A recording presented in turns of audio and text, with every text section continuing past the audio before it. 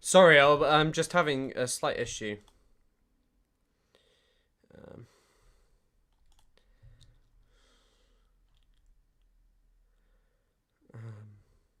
What am I doing? Sorry. I'm being stupid.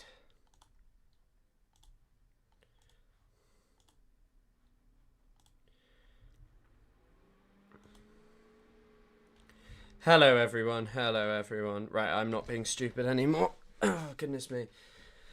Good evening, good evening. I just made food to sit down and eat. Lucky you, you're in for an absolute treat today.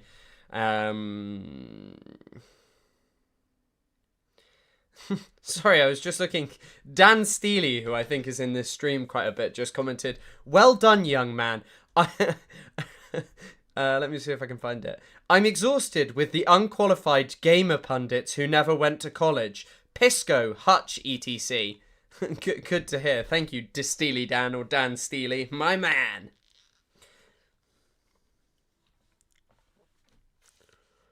It's a little bit. Hope everyone has said. Thank you, Tenacious B. Lurking is fine, as long as you like the MF stream. Hello, Silence Eye. Thank you for your edits. It's very interesting that he hasn't mentioned you in his Instagram. I guess because he would look even more stupid going against you. I would assume his argument is don't give me attention, but it's also just funny because, to be fair, like, you know, part of me just thinks, oh, stop. But at the same time, people watch it. Like, people watch it, and it's going to attract... Like, I need to grow this platform, and it's such a hard platform to grow, like, it's such a hard platform to grow on otherwise. Like, and also I look at, like, the other people who are, like, on the opposite side. Like, that fucking Nux Taku guy has 70 videos about Hassan. Like, which is insane. Like, 70-hour-long videos. Is that a collar or a necklace? It's a collar. I don't really like this t-shirt, but it does make my arms look big. Ethan did have an insane fucking Instagram story earlier.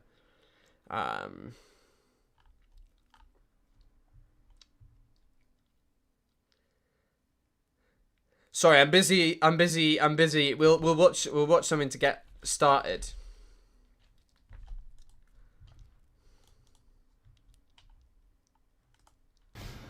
Right, hearing a lot lately about soy milk, almond milk, all that. I've never had it before in my life. I've just poured some out, this Alpro stuff. I'm just going to give it a taste, see what it's like, because I've never tried it before.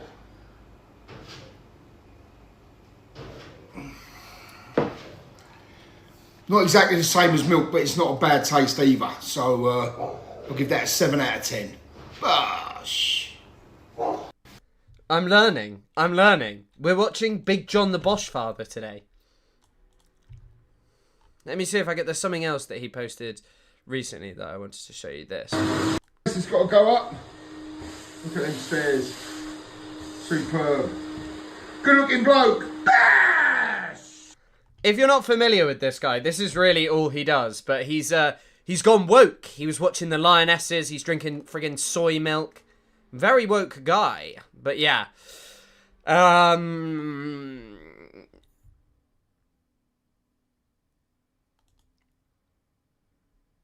What the fuck? Women help boost platform. Just saying. What do you mean women help boost platform? Can you play bagpipe music? Oh god, I just fucking spat. That's gross. Three head. Thank you. The beans are woke. Don't expect much from an anime fandom. Hey Chris, hi chat. Ethan had Destiny on. No! Ethan actually did something worse than having Destiny on. Like, objectively worse in terms of him. So the UK have just come out, like, literally a breaking statement.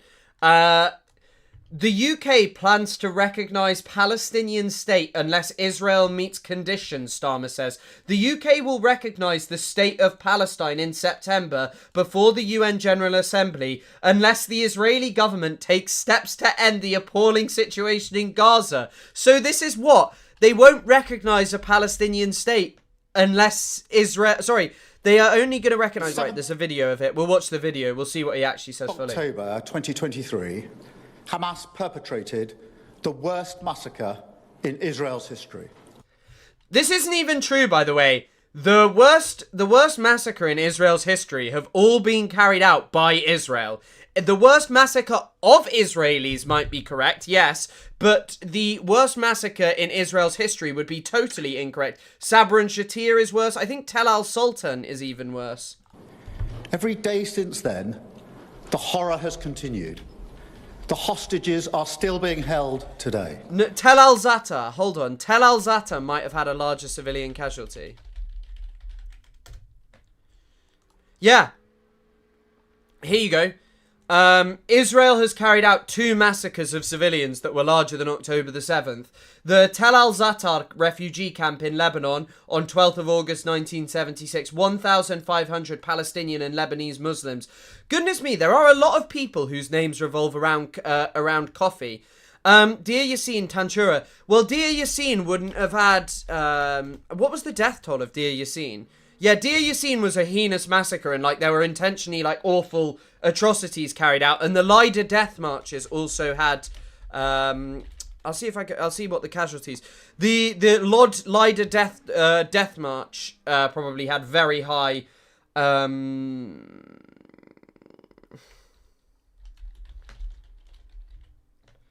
have a look at the casualties.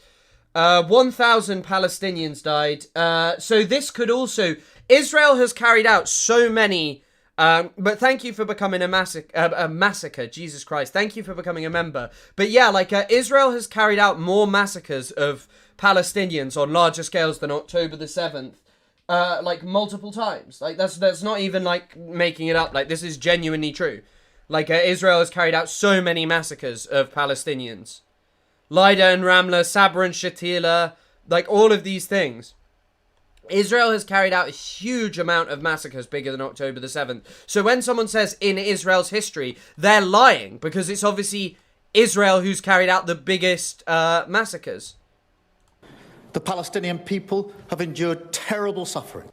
The Sex Pest is Jimmy Lee. And I also just want to go into that because it's actually fucking crazy. Like, it's just... I feel like that's probably one of the worst things that Ethan's done that's been left alone the most.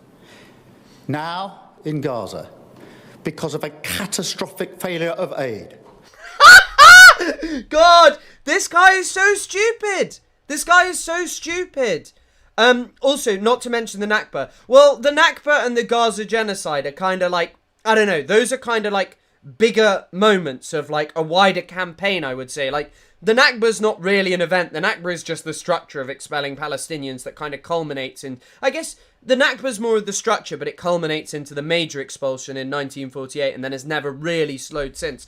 But just to say what Starmer's saying there, like he still refuses. This guy is so pathetic. This is also a euphemism. It's like when Zionists talk about voluntary migration of Palestinians. This is a euphemism to hide the fact of, hey, like, Israel is just doing these things. We're going to talk about the famine a bit more in depth because I kind of touched on it yesterday. But there are 2 pieces I want to talk about. One from Alex Duval and one from Adam Tooze, which are both highly recommended that you guys should read. We see starving babies, children too weak to stand, images that will stay with us for a lifetime. So why are you... What do you mean they'll stay with you a lifetime? You are one of the few people who can act. The suffering must end. Yesterday I discussed this with President Trump, and we're mounting a major effort. What does this even mean? Like, why did you discuss it with Trump? You should cut ties with Israel and America if you wanted to stop. Like, Trump said he won't recognize a Palestinian state. Flower massacre. I mean, the flower massacre's huge as well. Like, but what I'm saying is that in terms of death toll, in these specific singular events of massacre, not like a wider campaign, you literally have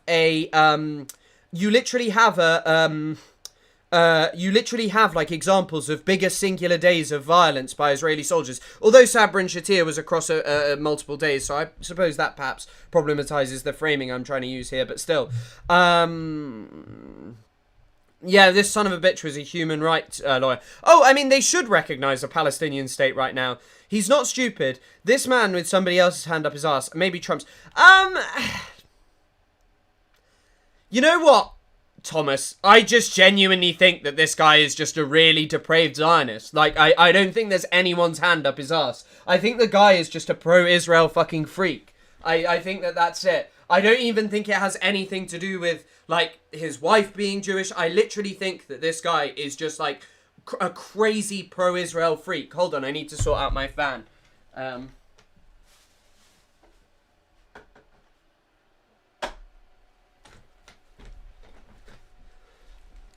He's a living, walking thumb. Voluntary migration. Well, they talk about this brilliantly on the Why Theory podcast, and if you ever watch a film, I'll keep going on about this conspiracy. It's about the Wannsee conference. Really good, but effectively what it's about... Am I live right now? Or has the chat just stopped? Wait, is the chat not showing? Hey, hang on a second. Where's the chat? Wait, what the fuck? Where's the chat?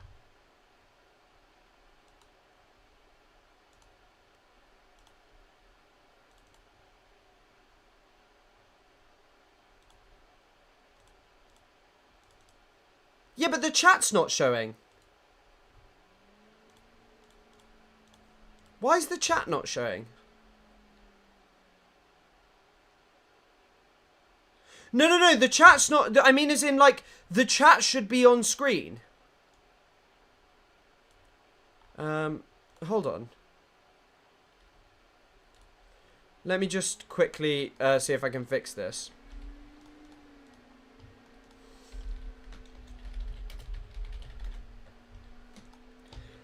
Oh, wait, and the donation didn't play. What's going on here?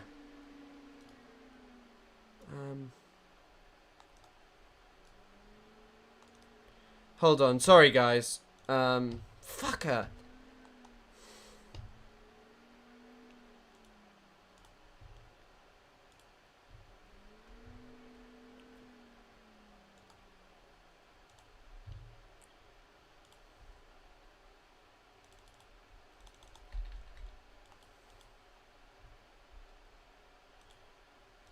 Why is this... There we go, there we go. Right, let's see if the chat works. There we go. Sorry about this, guys. I'll just be 1 second. I'll just do the same with the donations. Just because I would prefer it pops up. Save, copy URL. I'm just going to see... I'm just going to have to do a test donation. Sorry.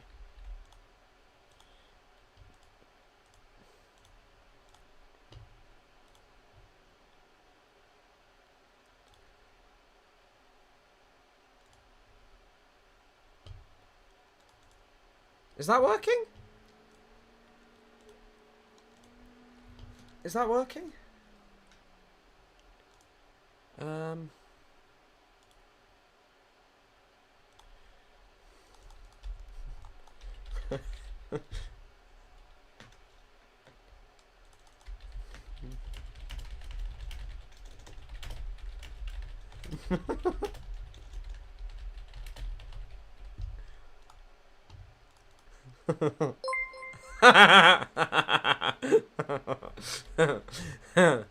It's even an opportunity to be cheeky. Why wait till September? Summer recess. Recess. I think the truth is that like I think the truth is that they're only waiting, or he's only doing this because he doesn't want to recognize a Palestinian state. To get humanitarian supplies back in by air, and UK. By the way, also, these air aid drops are fucking sadistic as fuck. Jimrat in Gaza's been posting about them today. Maud Hatem, who's someone I really like. Shout out him. He's a lovely character, he seems. I don't know him or anything. The thing is, aid trucks are entering Gaza, but they're not secured, and they are entering Gaza just for the sake of entering. They don't have a destination to go to, like an aid center or something. The only solution to this will be an actual ceasefire. That's what will allow the trucks to be secured, to get the aid distributed like it used to be. Right now, the aid keeps getting stolen by outlaws and thieves, one of whom was given an article in the Wall Street Journal, recently. Wall Street Journal, yeah. I honestly have no idea how long this will take, and if it will change. And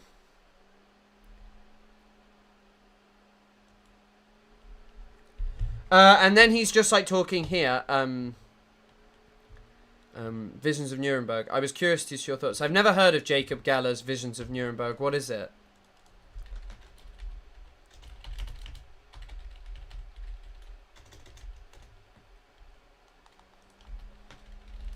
Is it a YouTube video? Fantasies of Nuremberg. What's it about?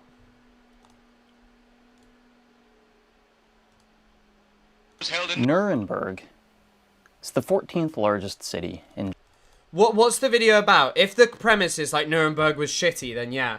But yeah, he's just talking here about how the aid drop isn't working.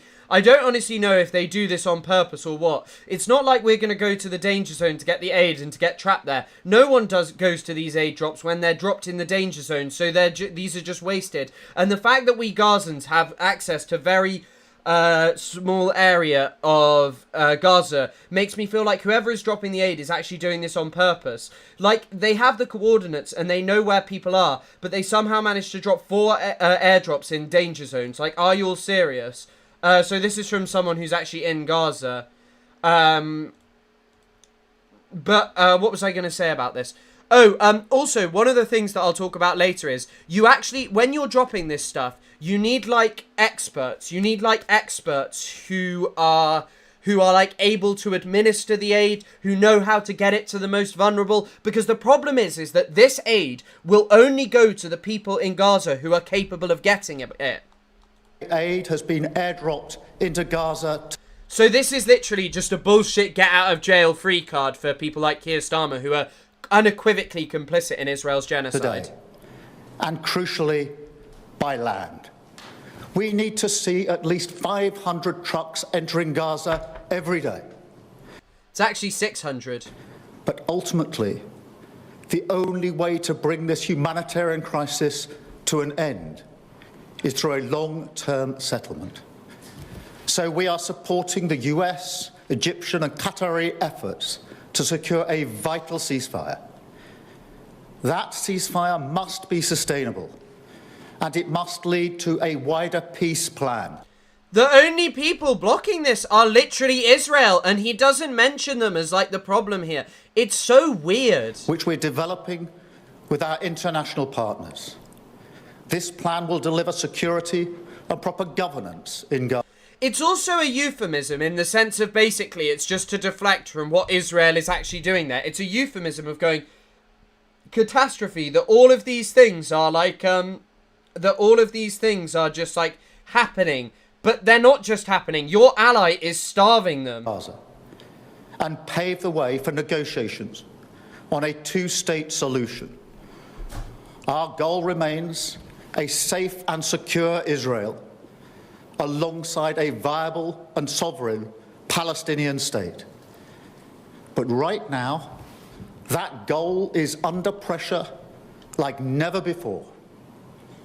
I've always said that we will recognise a Palestinian state as a contribution to a proper peace process at the moment of maximum impact for the two-state solution. By the way, the two-state solution does not exist. It is literally just a tool exactly the same as what he's talking about here. The two-state solution doesn't work whilst you still have a Zionist entity, whilst you still have a relationship with the state of Israel. With that solution now under threat, this is the moment Now under threat. Bro, it's been under threat since the 1960s. to act. So today, as part of this process to... Didn't the Lord High Peloquin demonstrate the cynicism behind the aid drops in his talk with Kid Starver? Lord High Peloquin? Lord...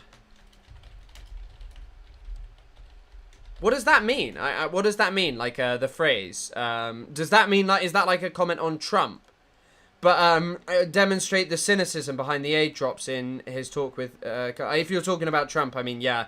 It's literally just someone like Trump being like, oh, they're starving. But yeah, you're right, like, under threat from who? It's only Israel who threatens the two-state solution. Hamas probably would have accepted some form of a two-state solution, especially in recent years, just as some reprieve from, like, the situation in Gaza, especially a connection to the West Bank. But Israel could never allow that, because if Gaza was connected to the West Bank, what Israel, by the way, is also scared of is mass protests that are interlinked across all of historic Palestine. It's a Mexican epithet towards Trump. Interesting. I never knew that. I've learned... Peluquin. Is that how you say it? Peluquin? Peluquin? I can confirm the UK will recognise the State of Palestine by the United Nations General Assembly in September, unless the Israeli government takes substantive steps. By the way, he'll probably say substantive steps are like just allowing a little bit of aid in, even though that doesn't fucking work. Oh, fucking hell. Sorry, I just accidentally played it again. To end the appalling situation in Gaza. There's not going to be another Nuremberg. I don't think people quite understand how large a progressive role the USSR played globally. You know what? My fear actually is that there will be another Nuremberg. That we have a situation where only certain people are held to account, where it's kind of individualized as a societal crime, like a societal crime is individualized. Because, like... Nuremberg would place the blame on Netanyahu, and all of these people like Starmer would be like, oh, we didn't know, because the collaborators with Nazism were never really fully held to account. I know some people are like, well, some journalists are, but like Austria was portrayed as Nazism's first victim. This is like a bizarre fact. The Philharmonic Orchestra in Austria had a way higher proportion of Nazi membership than did the German one. And it's kind of like just a little anecdote which kind of shows you that there was a very high percentage of Nazism in Austria. I mean, Hitler was fucking Austrian himself. Agree to a ceasefire and commit to a long-term sustainable... If one 4-year-old gets an apple, that's sufficient to cancel Palestinian state recognition. Yeah. Sir Kid Starver doesn't care. What about Nuremberg for Hamas? Michael Rappaport. The Alika Lebon kept talking about like jihadi Nuremberg. Alika Lebon.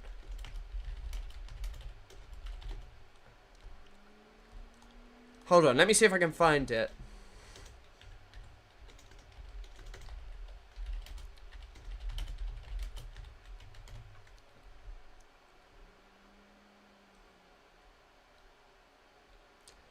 I don't think I'm going to be able to find this, but she's like, we need a jihad trial or something, which is just like, bro, people be engaging in personal struggles. Peace. Austria was not... Yeah, but at Nuremberg.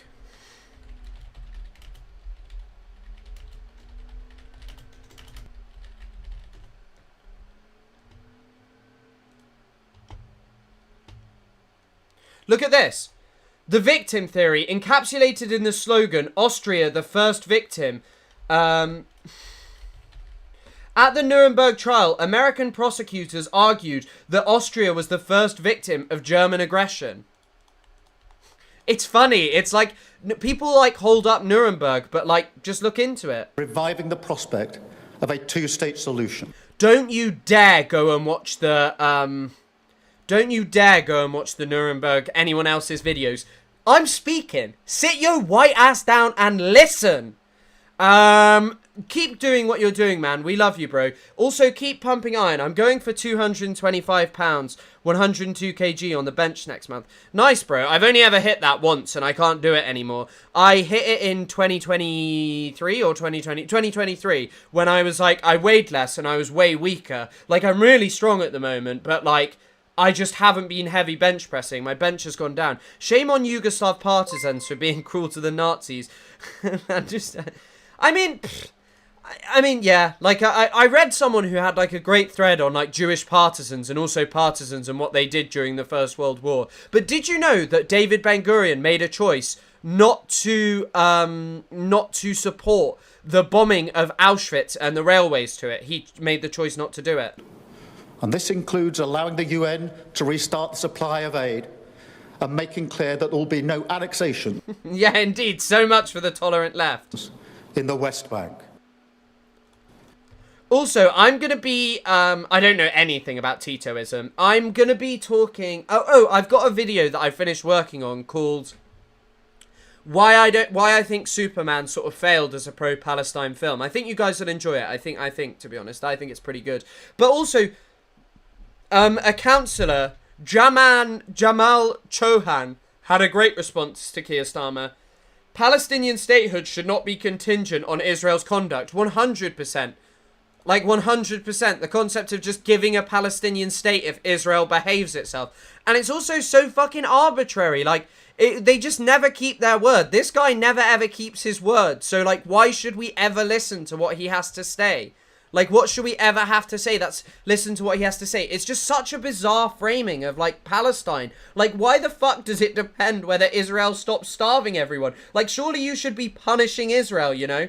Like, that's kind of, like, what matters, you know? Like, I'm sorry, like, why am I hearing about how you're going to recognize Palestine? And also, by the way, it plays into Israel's fucking narrative that, like, recognizing a Palestinian state rewards fucking terrorism. It's just like, just unequivocally recognize it. They're gonna smear you anyway. We're gonna have so much propaganda from a media machine which tells us how recognizing Palestine is like evil, anti-Jewish, horrifying rhetoric.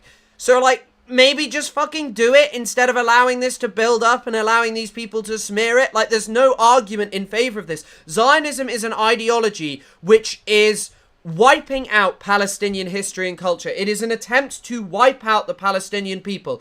Do away with it. Abandon Zionism. I genuinely think you cannot have any sympathy for Zionism. You cannot have any sympathy for the existence of Israel, because that is contingent upon the idea that, one, the existence of Israel is just and moral. The way, and also that its history should be accepted by the Palestinians. No, I think the only way forward is to reckon with the fact that we need to remove from this world all racist and exterminationist ideologies. If you want a fair and equitable world where genocides like that in Gaza never happen again, do away with this ideology. Do away with these kind of ideologies. Starmer actually has the worst aura. You think? You think he's got the worst aura? I mean, it is pretty impressive. Like, I don't know if any of you know about this. I wouldn't be surprised if none of you, if only the small amount of you. Starmer, like, talks constantly about his dad being a tool maker. Let me see if I can find it. Looking at last night's debate with Sky News, the crowd laughed when he said your dad's a toolmaker. Why is that? Do you think you've got nothing more to say? Are they getting tired of the same comment? Let me directly... You're not wrong. Like, this aura is horrible. Do you think Hamas chose October the 7th because of how Auschwitz revolted also on October the 7th in the 40s? I didn't know that. No, I don't know. I don't know if there's a specific reason for October the 7th. It's largely just pertains to the infringement upon the Al-Aqsa Mosque. Like, I'd say that's like why Al-Aqsa flood was done, and like the Abraham Accords are also the key part of it, and like demoting the Palestinian cause to like nothing. It's also when the first Intifada broke out. One of the key reasons for the first Intifada breaking out was the Palestinian cause falling down the pecking order of issues of the Middle East. The Iran-Iraq war took it over, especially by the late 80s, and like ending that, and then eventually it was marginalized by the Gulf War and things like, well, the Gulf War actually occurred during the Intifada, so not so much, but like there were many things that were pushing the Palestinian cause down the agenda, and so the Intifada broke out. Sure, this was a different kind of resistance, but it remains within the same framework. Address you on that. My dad worked in a factory all his life. My dad worked in a factory all his life. He felt people disrespected it. Oh. And that's not happening with the laughing. I do want to see this through, because it actually hit a nerve last night. Yeah. It's like, you know what's also funny is loads of people have made this point. Keir Starmer playing football. So Keir Starmer plays football like regularly. Keir Starmer is genuinely someone who like actively enjoys playing football. But anyway, here's Keir Starmer like watching football. He probably cares a lot about football. He apparently goes and watches football all of the times. Just look at this. Look at him. And then look at this one, like all of the images of him playing football. For some reason, for someone who plays football all of the fucking time, he just looks like someone that doesn't. He seems so disingenuous. Like, even in just how he carries himself. It's so weird. Like, he like is actually someone that likes football. By instinct. Like, he seems to know. Like, let's watch a video of him talking I about thought it was onside. I was really, and I could see from the time of it, Yeah. that had that been allowed, that have made or could have made a very different ending. Because you thought it was offside, didn't you? I thought it was You just offside. thought- I thought it was offside. I saw it, and where we sit in the West Stand. Yeah. And me and my friend, we were just immediately. That was massive to do it in extra time. Declan Rice's goal, not easy. That sort of Work. into the ground, bit of What a a player. deflection, and then obviously the final goal was just class. Yeah. Like, he actually likes football, but like, it's so funny because like, even in this, he just seems so fucking disingenuous. He's such a weird guy, like, honestly. Like, I can't describe it to you. Like, this guy is, like, he is just so disingenuous. He is, like, even here, he just seems like when he's talking about something that might actually upset him. I don't fucking know. Who knows what this man thinks? He just comes across as so disingenuous. He's got negative aura. Like, he has got negative aura. He plays football like he does policy. Bro, he balls out, from what I hear. I assure you, Keir Starmer is just a... excuse me, Avar. Please respect Keir Starmer.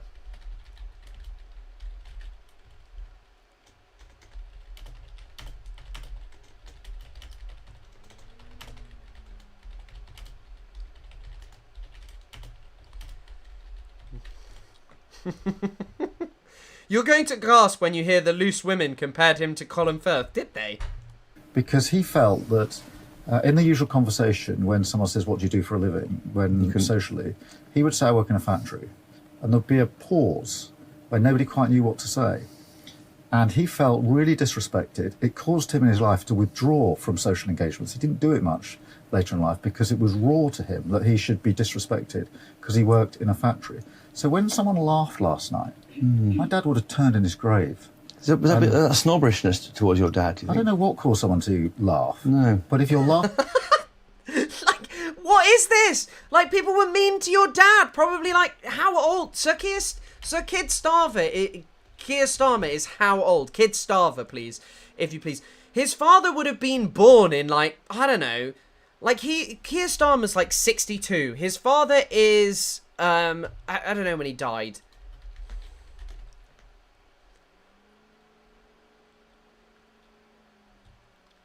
It doesn't really stay, Keir Starmer, father, death. There's also, by the way, this, his father died just before he became an MP in 2015, like... laughing at someone because they work in a factory. Yeah. And that is the one thing that I think... It's also, by the way, to just make this point that he's a man of the people, and it's just like, this guy is the least man of the people guy ever.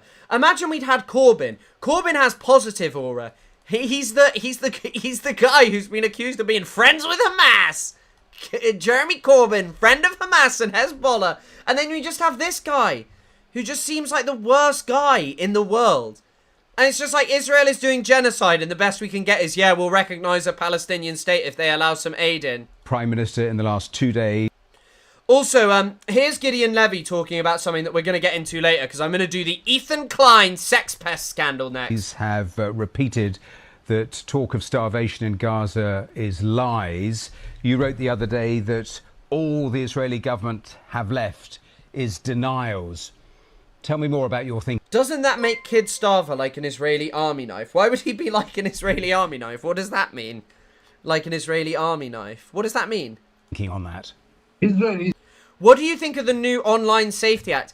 I think it's insane. I think that it's really weird that you're not allowed... Like, I think... Look, on the topic of pornography, I increasingly am less and less of a fan of pornography. I'm not someone who necessarily thinks it should be banned entirely, but I think it's such a problematic industry in the sense of, like, so many of the images of people online are created through abuse, people who have drug addictions, who are, like, who are, like, trying to make ends meet in that kind of way, people who are just sort of, forced into horrifying situations doing sex work because they don't want to. But on the other side, there are people like Mari Ruti who talk about how, like, queer porn and things like that exist, and so perhaps being fully anti-porn is not, like, necessarily the best position to be taking, and it could be a bit puritanical. But what I will say, is that, like, on the topic of, like, censorship, I've seen a lot of people talking about censorship Okay, actually, like stuff like strangulation and stuff, like normalizing that is very problematic as well. There are many other things to talk about that on the topic of pornography, and it's never been my area of expertise, and nor will I pretend that it is. But what I will say on this topic is that, like, I don't think it's cool to send your photo into private companies. Don't think that's normal. Like, just people having, like, full facial scans of your face. The fact that, like, they are using it to... You know? Then there's another universe where they could outright ban everything against the grain. I also think that, like, if you're perhaps, like, looking to ban stuff that is more damaging to society, like, try and ensure, like, regulate porn much better.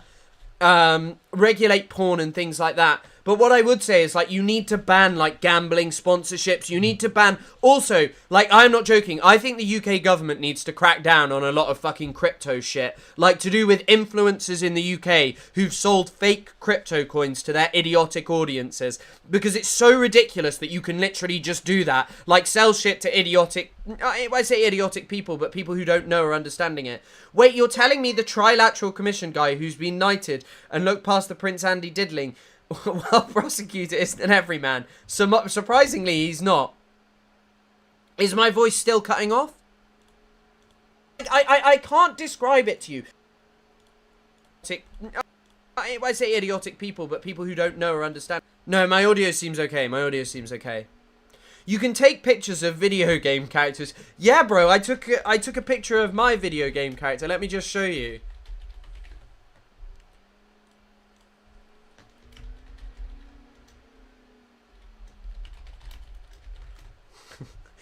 I'll show you who I've been using.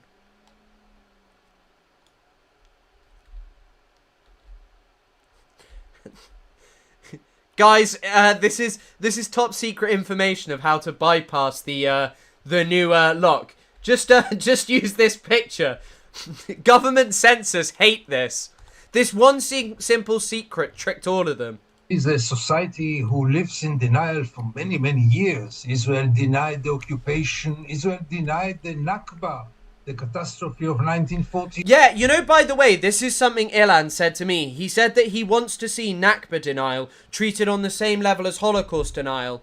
And I think he's fucking right. I think he's like, he's 100% correct. I think he's like, Holocaust, there is as much evidence that the Nakba happened as there is the Holocaust. The scholarly opinion. There is no serious scholarly opinion which rejects the Nakba. It is literally just Zionists and idiots on social media who lie to you. Yeah. Hello from Canada. Your stream. What is it with you Canadians like loving me? You Canadians, the Canadian people, they love me. The Canadian people, they love me. Till this very moment, Israel does not recognize the Palestinian Nakba of 48, but what is happening in the last weeks and months... This is actually wrong, Mr. Levy, but I think it's more... Increasingly, Israel does recognize the Nakba, but the reason that it recognizes the Nakba is because they're doing a second one, like they're continuing it, and they love it.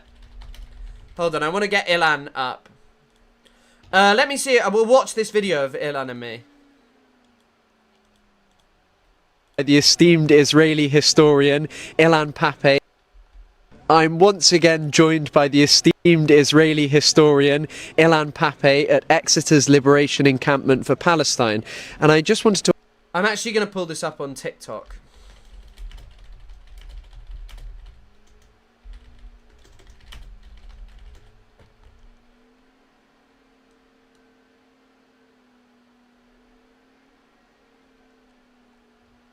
So we're here today with Ilan Pappé at the University of Exeter's encampment, and I just wanted to ask him, seeing as it was Nakba Day a few days ago, what he thinks about the idea that Palestinians just started a war and that they all got expelled because of that. Right. This is the narrative that Israel was manufacturing for many years, and Palestinians, historians always challenge that. And claimed that what happened in 1948, that they were forcefully uprooted from their homeland and were expelled by force. And they never left voluntarily. and that nobody told them to leave, and only the brutal force of the Israeli forces led to them losing their homes and lands. What is interesting is that in the 1980s, Israeli historians like myself went to the Israeli archives and corroborated through Israeli documents. This is also the really funny part. Also, by the way, Avi Schleim was like a liberal Zionist when he was fucking like doing this. When he was like going to the archives and like finding out, hey, actually this corroborates Palestinians' arguments, Document. Is it woke to watch women's football? I thought we got over this. Oh, it's woke as hell, and I've gone fully woke. Shout out the Lionesses. The Palestinian Whoops, I accidentally just liked my own video. claims that were based on their own memories and their own recollections. So nowadays we have this fusion of the oral history of Palestinians and the documented evidence that shows that beyond any doubt. Fight back. I don't think that the person thinks that this is me. I don't think that I don't think anyone actually thinks that I've Benjamin Buttoned in the last few years and gone from being an Israeli historian in his 70s to being a content creator.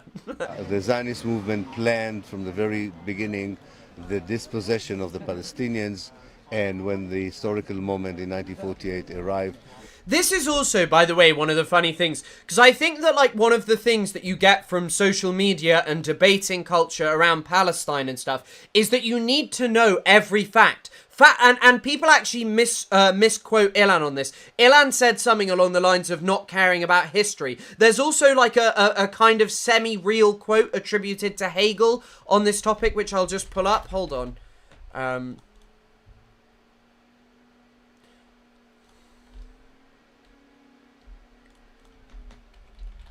But, like, Ilan will be a Hegelian scholar.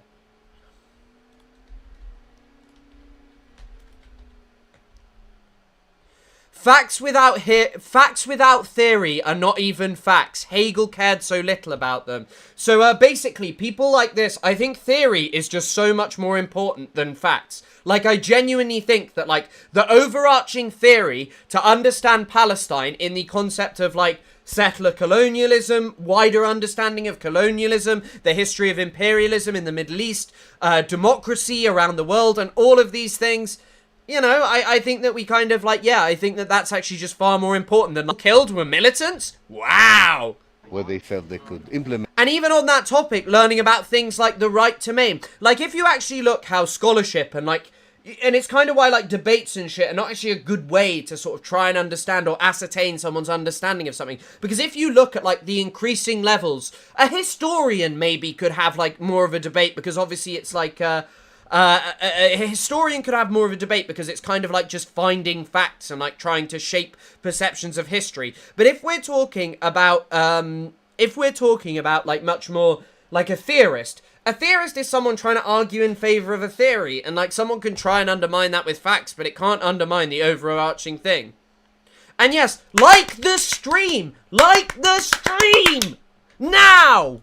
They tried to do that and were able to expel half of Palestine's population. Thank you so Thank much. you.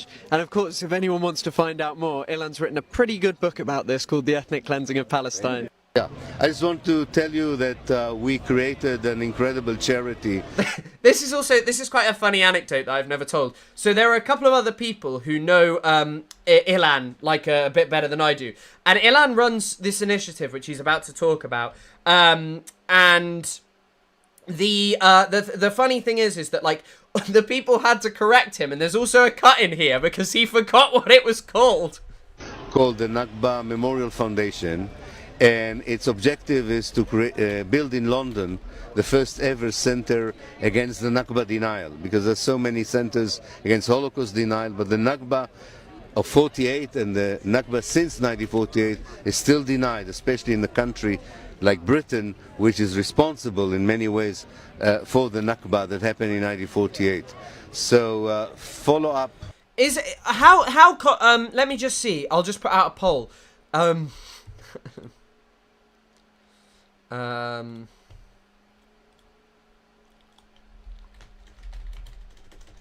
Oh yeah, I've got something also crazy to show you that's Sopranos related after this.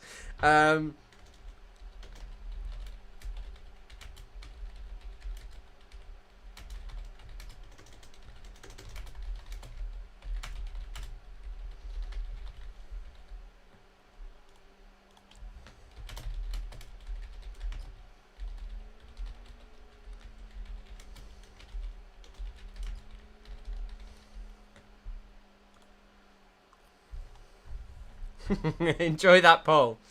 On a website which is called Nakba There you go. There's the cut where Ilan forgot where he was meant to talk about. mf.org. And look at the website. We have archival material.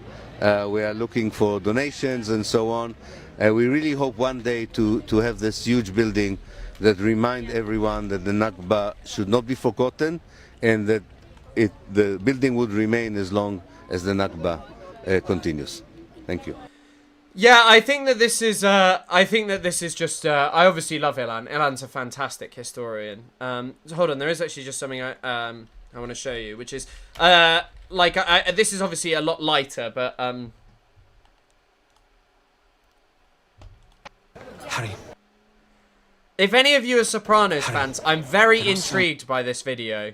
Harry. There are some within the ministry who would strongly discourage me from divulging what I'm about to reveal to you.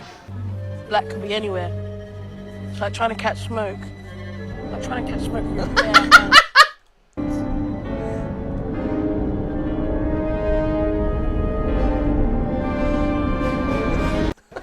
It's such a strange video. This is an official HBO account as well. Okay, so it seems that some of you are having audio issues.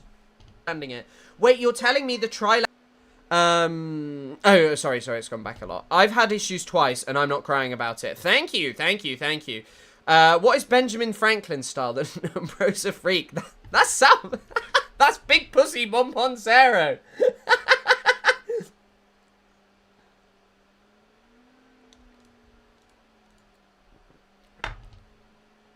Did she even really exist? What a sad story. What a sad story. How Big Puss met his end. God, I was thinking about this recently. When I was making videos on Palestine at first on social media, there weren't many people who actually were doing it. Now there's obviously a lot, but prior to October the 7th, there were just not many people doing it. I'd say that's a very positive change. Again, joined by the esteemed Israeli historian Ilan Pappé at Exeter's Liberation Encampment for Palestine. And I just wanted to ask you today about what the connection is between the Nakba of 1948, the catastrophe, the ethnic cleansing of Palestine, and what we are currently seeing in the Gaza Strip. I think the connection is that the same ideology that led to the... Also, look how beautiful the back camera is. Like, honestly, it's like the definition on Ilan here. Wow. The massive expulsion of the Palestinians, half of Palestine's population, the destruction of half of Palestine's villages and most of its urban space, the same ideology is the one that now motivates the Israeli army in the genocide of Gaza. And once again, here's the importance of theory. We should not view the Gaza genocide, we should not view the Gaza genocide as an event, but part of a wider structure. Which shows you that this kind of ideology is what we call in history a structure, not just an event. Stealing Patrick Wolf's quote there. Namely, that as long as this basic idea of a settler colonial movement like Zionism prevails, every Palestinian, wherever they are, especially if they are inside historical Palestine, they are under existential danger, either of being removed physically or being eliminated, to use a more kind of scholarly word for genocide. And this is very important to mention, because we need to understand that the Nakba, the events of 1948, are still denied today. And the denial of 1948 feeds the denial of... Something I would also mention here is, like, I think you really have to get into, like, to understand how genocidal this actually, this denial is. Denying that the Palestinians were never expelled, that they expelled themselves, but also that Palestinians never existed, that they're only a foil to Israel's existence. Bear in mind how fucking crazy genocidal that shit is. These are people who have lived in that homeland for far fucking longer than the settlers. Of the genocide in Gaza. That's why so many people still accept these, especially in the politics from above, the Israeli narrative that this is self-defense, or Hamas's action are anti-Semites or motivated by Iran and so on, and not Ethan Klein seeing that the main reason for it's not Sex Pestiny. That's next, don't worry. what goes on, both the colonialism and the anti-colonialism, have to do with this ideology that produced the Nakba and produced the current, if you want, Nakba. For many years we were able, especially in the end of the last century, both as critical Israeli historians like myself and other, to corroborate the Palestinian claims about the Nakba with the help of archival material from Israel itself and Britain and so on. Unfortunately, the Israelis since 2016 have closed these archives, and we are now involved in a huge salvage operation called the Nakba Memorial Foundation. He forgot it again! The Nakba Memorial Foundation. They can easily Google the name, the Nakba Memorial Foundation, and can help us to struggle against the Nakba denial by salvaging the documents, by helping, and there are many projects Probably should have stopped recording as the bus went up. that record the oral testimonies, but Palestinians are still alive from that period, or the second generation and third generation listening to their parents and grandparents. But we need to make sure that in the public domain and the political domain, the crime against humanity committed in 1948 are being recorded, acknowledged, because this will help.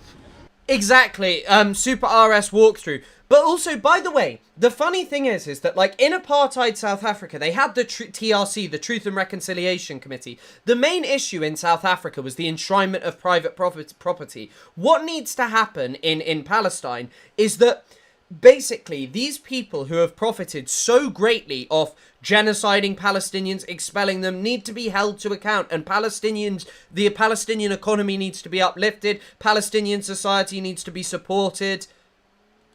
To understand correctly the brutality of the Israeli actions today and the danger that this brutality.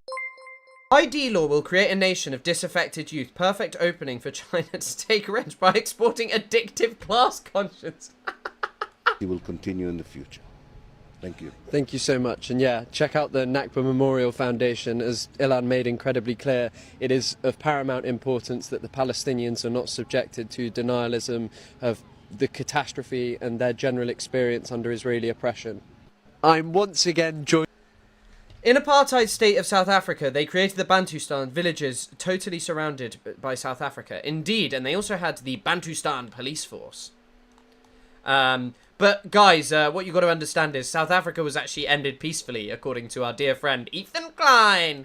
Is really outrageous because we are flooded with images of starvation from Gaza, and most of the Israelis and most of its politicians say that there is no starvation. I think there is something really mean in this attitude. Not only you are responsible for the starvation, you also deny it, and I couldn't help it. I had to compare it to the Holocaust deniers.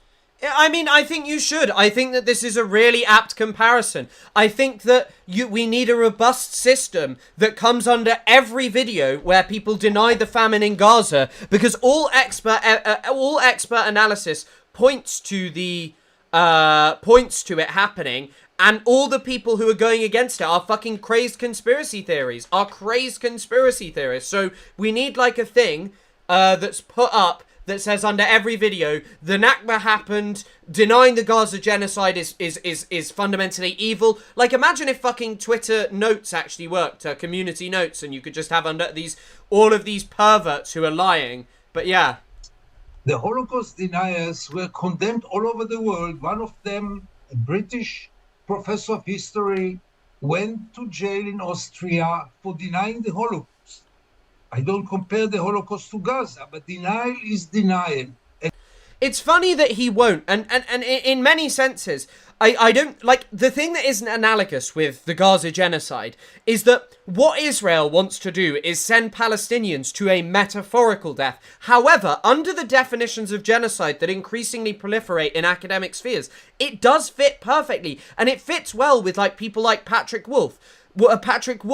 How Wolf talks about, like, extermination through bureaucratic measures by expelling people. And that's what Israel wants to do. It wants to expel Palestinians so as to erase Palestinian culture and effectively genocide them. I mean, the Nazis did actually try that first. The denial of a catastrophe is mean, is really outrageous, and I hope that this mood will change in Israel, because continuing to deny the reality, the proven reality, is really far beyond. The metaphorical death, I mean, in the sense of, like, Palestinians will be killed in the sense of they will no longer be Palestinians. They will no longer be Palestinians. Israel pushes the propaganda of they are not Palestinians, they are just general Arabs. And so by expelling them outside of historic Palestine, along with wiping away their history and culture, there you go. Human values. But yeah, it's and then there was another video I wanted to watch because we got more on this two-state solution bollocks from the UK government, who are brilliant, you know. The UK Jordan have airdropped 20 tons of aid into Gaza. We have to get those trucks in, the Foreign Secretary told reporters in New York. And our assessment is that 25 trucks went in, I think on Sunday, perhaps up to 35. Just in the last period, we have delivered 20 tons of aid with our Jordanian friends. But we're seeing that they're not going there. And also, by the way, this isn't going to the people who are most in need. Like, imagine someone who's severely wounded and cannot get food. How the fuck are they going to be one of the first people to an aid drop? It's like the fucking cornucopia at the Hunger Games, or like a care package in Call of Duty. If you're not there first, you're not getting it. David Lammy, the UK's Foreign Secretary, is speaking to reporters at the UN. Asked if Starmer said he would not comment on private discussions. Right, let's have a look at what he actually said. People need to find, like, a good genocidal nickname for David Lammy, because he's a genocidal prick. It is with the hand of history on our shoulders that His Majesty's government therefore intends to recognise the state of Palestine when the UN General Assembly gathers in September here in New York. So it's not contingent and Starmer lied, or has Lammy lied? I'm guessing Lammy's lied.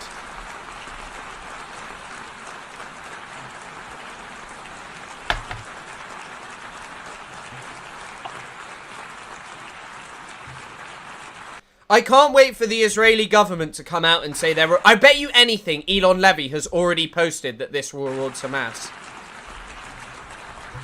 It is with the hand of history.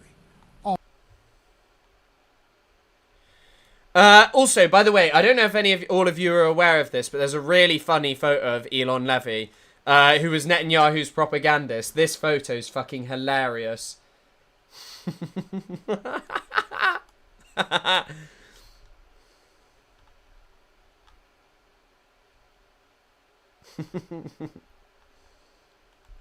Has he blocked me? No. Here we go. Either a Palestinian state exists, in which case recognize it, or it doesn't, which it doesn't because you're saying one should be created, in which case don't. But when the connection between recognition and threatening Israel to leave Hamas alone, Britain is encouraging the Palestinians... See, he tweeted it. He did the thing. He said the line like that fucking Bart Simpson video. Dead Kids Lammy, David Kablammy, Lame David is spineless. I don't know who he's fucking dressed up as. Israel just reprimanded the Dutch ambassador and wished the Netherlands success in its future confrontation with radical Islamist elements that have established themselves in its territory. And ignore the useful... Look at Geert Wilders. This guy is mentally deranged. You know, he also said that the West Bank is Gaza the West Bank is Judea and Samaria years ago. UN's chief... And here he is. This guy should be fucking arrested. If he ever steps foot in the UK, this guy should be arrested. Rifter, here's a question for you. Remember when you made up the myth that 14,000 babies were going to die in Gaza in 48 hours if Israel didn't let food in? Total hoax that you made up and spread a worldwide... By the way, this would be like people going to, like... I mean, the Nazis literally made propaganda videos of concentration camps. Like, they manipulated imagery so as to do it. And like create this notion that Jews were having a great time. Hysteria. Well, here's a question. Here are boxes and boxes of baby food that Israel has let into Gaza and the UN hasn't picked up. You can see the UNICEF so sadistic. This is just so perverse. Logos on them.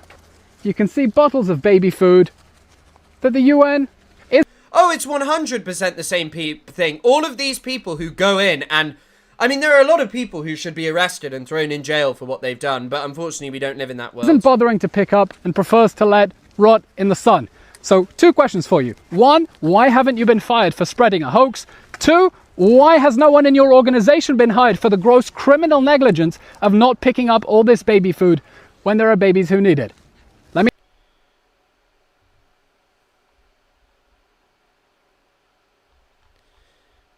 Inhuman. This has... Jon Stewart has had some shit take, which we'll watch now, and then we'll get on to the Ethan Klein stuff because that's going to take up a while. But I'm going to go on to the famine in Gaza, so it might be a longer stream today. This has rocked my... I feel like a crazy person. I feel like I'm watching something that is so self-evidently inhumane and horrific, and to be told that I have to shut up because I risk the Jewish state by speaking out, I would say the opposite. I think not. I think they're putting the likelihood of a surviving Jewish state much more... By the way, this is also an anxiety that's existed for a long time and also was mapped out in the 1980s by people like Boaz Hevron. What they spoke about was Israel's dark path towards racism that will eventually eat Israel alive, and it will. Like... The other problem is, by the way, if Israel was to expel all the Palestinians, which it moves towards, it will just turn on itself. Like, it will just turn on itself. It has way too many internal contradictions. Like the concept of you cannot be a Jewish state and a democracy. The two things are completely incongruent. And also, Orthodox people have more children in Israeli society than Ashkenazi people. They pay less taxes. They don't serve in the IOF. There are all of these contradictions going on. We're at risk. But, like, this take is shit, but is that Peter Beinart? And if it is, not surprising that he's like, yeah, I like this. With this type of... You know that meme of the guy standing up and being like, actually, and I think that fits your take, actually ethno-states shouldn't exist. Action. I think they're the ones that are being anti... If you want to define... Netanyahu, with the definition of anti-Semitism, would probably have... Very dialectical indeed. To bomb himself. I'm not sure what I did that was dialectical because I've forgotten already. This has... a lot of good for a lot of people despite having them takes. I don't know much about Jon Stewart, so... But I mean, that's a shit take, but it's also this kind of increasing take that you're going to see. Rashida Tlaib, whilst we're seeing AOC with dog shit takes. Oh, this is quite a long-ass video. But let's watch it, fuck it. As a weapon of war is a war crime. There is no denying it. The Israeli government is deliberately blocking food, medicine, fuel, and tents from entering Gaza. The entire population of Gaza, over 2.1 million people, is experiencing famine and disease. 500,000 Palestinians are facing catastrophic levels of starvation. We are watching it right now live. This is also, by the way, the thing to fucking harp on. This is just a crime against humanity. Like, all of the shit that Israel is doing here is a crime against humanity. People need to get away from, like, thinking that we need to respect Israel in any capacity. It's a genocidal ethno-state. Children. Yeah, I also suppose what's very dialectical is that whilst Israel wants rid of the Palestinians, what they and right-wingers don't see is that that is entirely what they're reliant on. The figure of enjoyment, I mean, one of my favourite philosophers, Todd McGowan, who loves Hegel and dialectics, what he sees as so fucking important in right-wingers is that their enjoyment in politics all comes from bashing some other in society that they simultaneously want to remove and exterminate. And it's like, the project is always destined to, like, eat itself because, like, what do you do? Like, what do you fucking do? You are moving towards expelling these people and ridding them from your society. But once they're gone, you're just left with, like, a failing Jewish state that kind of doesn't know what it really is, whether it should be religious, what it actually means to be a Jewish state. You see their bones, their ribs. You can see their bodies shutting down. Thousands. Also, base sign here. Like, by the way, for all of these fucks who are still like, we need to release the hostages. Why is this guy? Why is Dr. Hussam Abu Safia in prison? Of them are children who are already again experiencing this. At least 113 Palestinians. I know it's more. And including... Yeah, one of the funny things, Lifted Spirit, is I'm often like, what did I get from reading all this Zizek, all this, like, the Khan, like, bits on Hegel? And it's kind of like, it's almost hard to explain, like, what you learnt specifically from them, but it kind of amalgamates to an understanding in this way. You continue to expand the frontiers. Yeah, I suppose that's it. Like, you kind of move towards entering into Lebanon. But even then, entering into Lebanon has long been a part of Israel's history. But it's kind of... But on that topic, Pickles, if Israel is ever to succeed in expelling the Palestinians, that reaches a point where Lebanon is fully benevolent to the state of Israel. Like, you know, having a state that is normalized fully with Israel. Same with Syria. So, I mean, would you push into those places? We've kind of seen with Syria that, yeah, Israel will still push into them, whatever, because it's not actually interested in peace. Like, you know, it's interested in dividing it up. Even like a government that's willing to collaborate with you is not good enough for the state of Israel. They need a state that is just entirely benevolent to them. 80 children have already starved to death. Palestinians have been forced to eat grass, animal feed. I even saw an image of children licking just a little bit amount of flour in the back of a truck.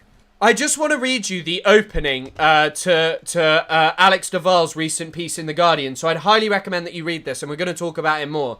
When images of starvation grips a community, something rare and terrible occurs. Starvation is not only the biological phenomenon of the body wasting away, it's also the death rattle of society. Famine is the sight of people scavenging for food in a garbage heap. It's a woman cooking in secret, hiding food from her starving cousins. It's a family selling its grandmother's jewellery for a single meal. Their faces blank and emotionless, their eyes glazed. This is the degradation, the humiliation, the shame, and yes, the dehumanization that happens when human beings scramble for food like animals. This is the reality that no statistics can capture, and the method for measuring food emergencies, assigning them grades, famine, being the worst, break down when society breaks down in this way. And also, by the way, they just actually, with all of this shit about, with all of this shit in, with all of this shit about, oh, the statistics on famine aren't accurate. Are you really surprised? Israel killed fucking most journalists in northern Gaza. They've cut it off. They've cut off its internet. Killed all of the people, killed all of the people who were like reporting on this. Killed hospitals that could have helped to report on this. Banned journalists from being there, entering, seeing things. Doctors, UN, like all of these things are gone. The world should never ever forgive those defending it. The whole point is we need a whole societal analysis of how we get to this point. Maybe we should watch the Green Beret interview. This is going to be a long-ass stream today, potentially. But, what was I saying? Oh, but, like, it's a whole society of how this was allowed to happen. That's what we need to be analysing, like a system of Western imperialism. And I kind of spoke about this in the Superman film. in the Superman film, I don't know if any of you seen it, everyone's saying, oh, it's pro-Palestine. My main problem is, like, the US government in the film are just portrayed as, like, kind of like bumbling idiots who don't care when one of their key interests gets undermined by Superman and Lex Luthor has to convince them. And so to take it as pro-Palestine is quite interesting to me because I believe it's a failure to see what you expect more.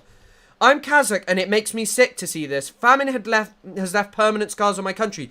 Well, I would also say that, like, on the topic of you being Kazakh and also all of the people who are from other places, this is the same system that just designates certain human beings as, like, less worthy of life. Of, like, famine for them being acceptable because their country's poorer. Of exterminations happening there because that's just what it's like. This is not an okay and moral system. And consistently explaining that it is, I think, is a barbarism. And I think I did this well in my ContraPoints video, so it's kind of unfortunate, like, all of the things that went wrong with it. But I spoke about Ami Césaire and how he talks about how, like, Hitler was a punishment for Europe already being a sick society. Not a punishment specifically for Jews. I mean, in fact, European society's relationship with Jewish people had been sick for years, for decades. What Hitler represented was it all turned inwards. Colonialism turned back on the people who were so willing to go into the colonies and do all of these things. Can't human shield to justify famine? Well, no, Hamas stole all the aid, bro. Dude, it's so hard to explain, but man, reading Marxist adjacent stuff has really opened my eyes to the way systems and people in those systems think and work. I mean, 100%. It really feels like waking up. I mean, yeah, in many ways, I think about, like, most of the people who, like, took me into this stuff were, like, people like Zoran Mamdani's dad, Mahmoud, who had, like, a big influence, or I would say is somewhat, like, Marxist adjacent. People like Eric Hobsbawm, like, you know, 20th century UK Marxist. I think Hobsbawm was from the UK. Zizek is the definition of turning dialectics into a baby rattle. Maybe it's the way, or maybe it's the opposite bit way. Who knows? Here's a crude joke. I mean, Zizek did do brilliant work pertaining to Lacan, and a lot of people who come after him are brilliant. But I think that, like, yeah, his political takes are pretty dog shit. I also had this conversation with someone recently. Like, we know that 1,000 people have died. This is the guy who I sent an AI-generated image of him being bald whenever he sends me something. Because he'll send me, like, new cafe opened in Gaza. They're eating cake. What about the famine? We know that 1,000 people, at least, have died at these Gaza humanitarian aid sites. Okay, if you're someone who is that, like, Zio-brained, like, that Zionist crazy, you'll say, well, Hamas killed them. Okay, if there was no famine, why the fuck would they go to an area where Hamas kills them? Like, how does that make sense? Like, even in this weird perverse logic where it is actually Hamas killing everyone, it kind of disproves this notion that there is no famine. Because why would people go? Like, why would people risk their lives? Palestinians, again, have been sitting here waiting for food that is right over the border. This is also what Alex Duval spoke about previously. Like, this is such a weird example of famine. Trucks carrying food and medicine supply sitting there blocked again by the Israeli government from entering. Let me remind all of you the words of the Israeli finance minister, because it needs to be said. This is an Israeli minister. Well, the other thing is like, I don't know if Marcus Nelson, if you're talking like about these things, but like, the other thing I will say about the about like these things, community kitchens in Gaza have still been operating this whole time. It's just they're way too insufficient. So of course there are like some private companies who are doing these things. Who said nobody will let us cause 2 million civilians to die of hunger, even though it might be justified and moral.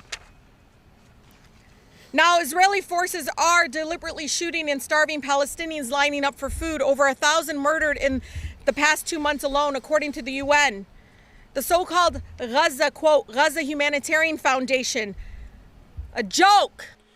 No centuries of barbarism upon Africa and no World War II in Europe. Yeah, I mean, in many ways, yeah.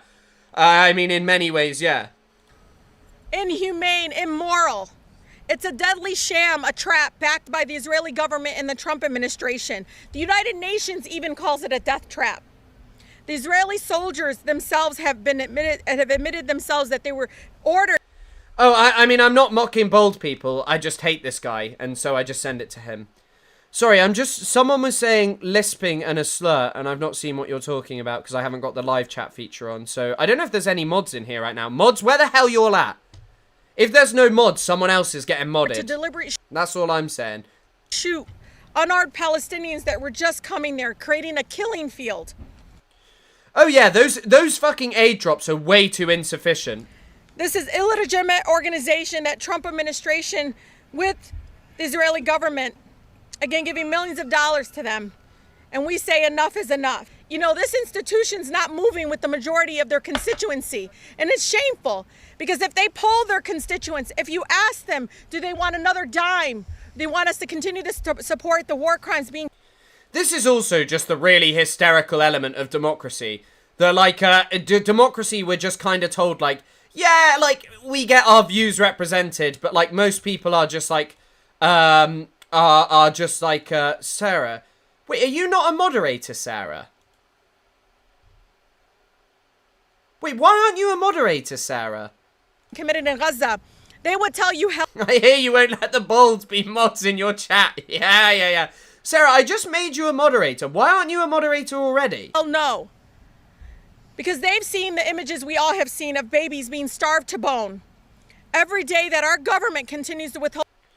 Who used the R word? I didn't use the R word, did I?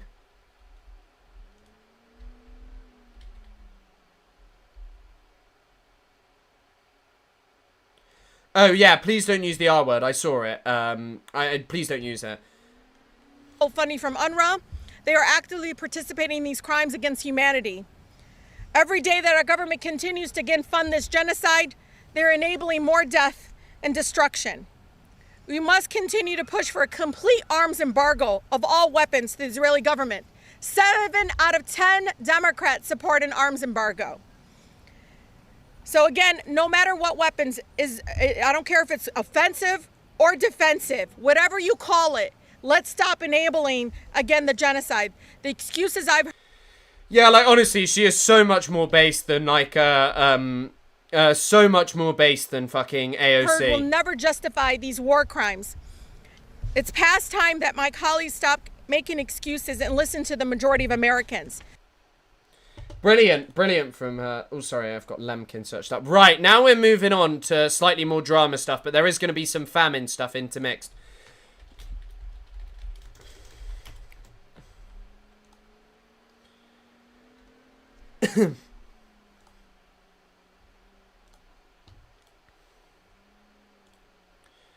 So, Ethan Klein had the audacity to post this today.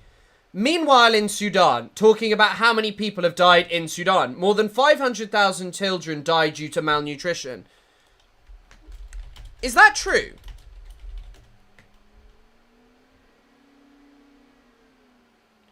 Famine alone has reportedly killed 522,000 children.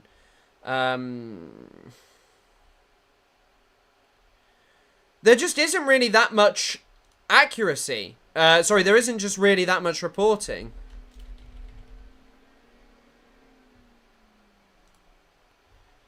That's from the Sudan Tribune. I mean, it could well be true that that's the number of people.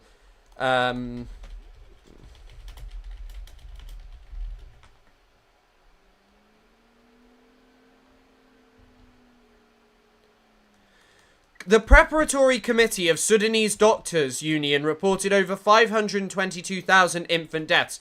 But anyway, this is just a despicable thing to do when you haven't even mentioned the famine in Gaza. Like, no doubt his wife has told him about to post this. Like, literally, no doubt that his wife, because she apparently reads, like, all of these, fucking horrible articles about, like, you know, from, like, Israeli news outlets.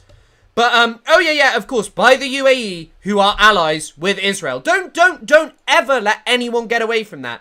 Israel and the regional order that it wants to build, this anti-terrorism, these different Arabs that are represented by people like Ahmed Fuad Al-Khatib, who Ethan had on his podcast, goes to the UAE. The UAE are the people who are responsible for this, by the way. Of course, the Rapid Support Forces bear the brunt of the responsibility. However, the people who are undeniably the most responsible, who bear, like, the most responsible internationally, are of course the United Arab Emirates. And also, by the way, Sudan has a population of 50 million, so remember that that's quite different to Gaza sidewise. This is from Adam Tooze's thing anyway. So this is the World Food Programme. The Sudan, Palestine, South Sudan, Haiti and Mali remain at the highest concern level, necessitating the most urgent attention. Yemen, the DRC, Myanmar and Nigeria are classified as hotspots of very high concern and require urgent attention to save lives and livelihoods and for preventing further deteriorations.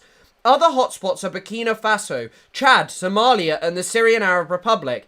Armed violence remains the primary driver of acute food insecurity in the 12 of the 13 hotspots. In all of the hotspots of the highest concern, widespread and escalating armed violence is a major driver of the deterioration in food security, contributing to catastrophe. IPC cadre harmonies? I don't know. Outcomes in affected areas. In the Sudan, famine-like conditions may persist due to the ongoing conflict and the approaching lean season. In the Gaza Strip, the risk of famine is becoming increasingly likely due to the protracted and large-scale military operations and the fact that humanitarian agencies are unable to provide adequate assistance. In South Sudan, subnational violence and political tensions are compounding macroeconomic challenges and flood risks. In Haiti, record levels of gang violence and insecurity are forcing mass displacement and obstructing humanitarian operations, perpetuating catastrophic food insecurity among displaced populations in the Port-au-Prince metropolitan area. In Mali, persistent conflict and very high access constraints in northern and central regions continue to disrupt food systems and limit access.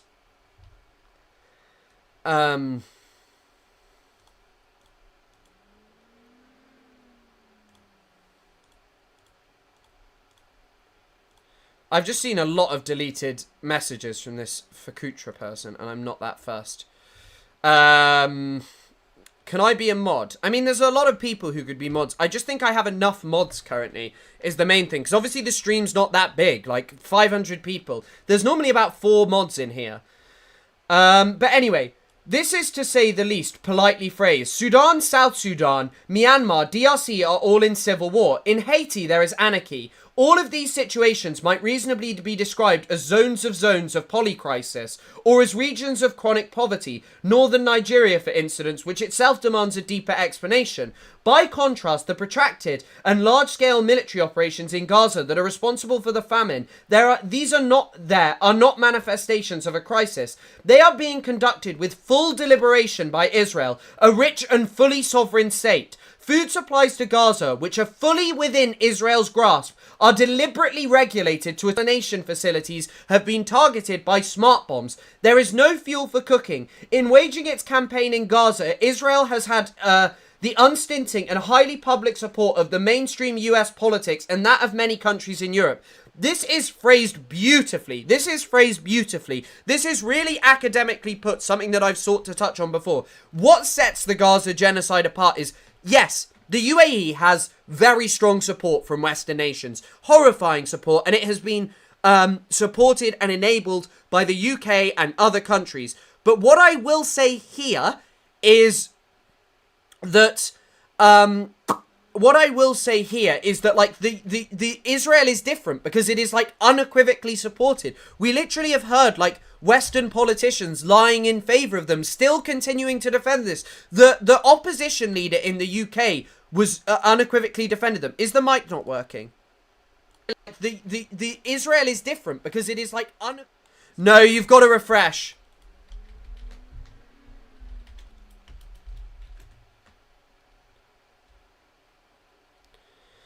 But yeah, these are not deniable operations, as for instance the UAE's engagement in Sudan, but publicly celebrated multi-billion-dollar aid packages. In recent months, the political establishment in both Europe and the US has become troubled by images of Palestinian children dying of hunger. In reaction, they resort to the grotesque euphemism to avoid the obvious fact of what is happening in Gaza is the result not of crisis, but of deliberate Israeli policy. This is so important. This is so important to mention.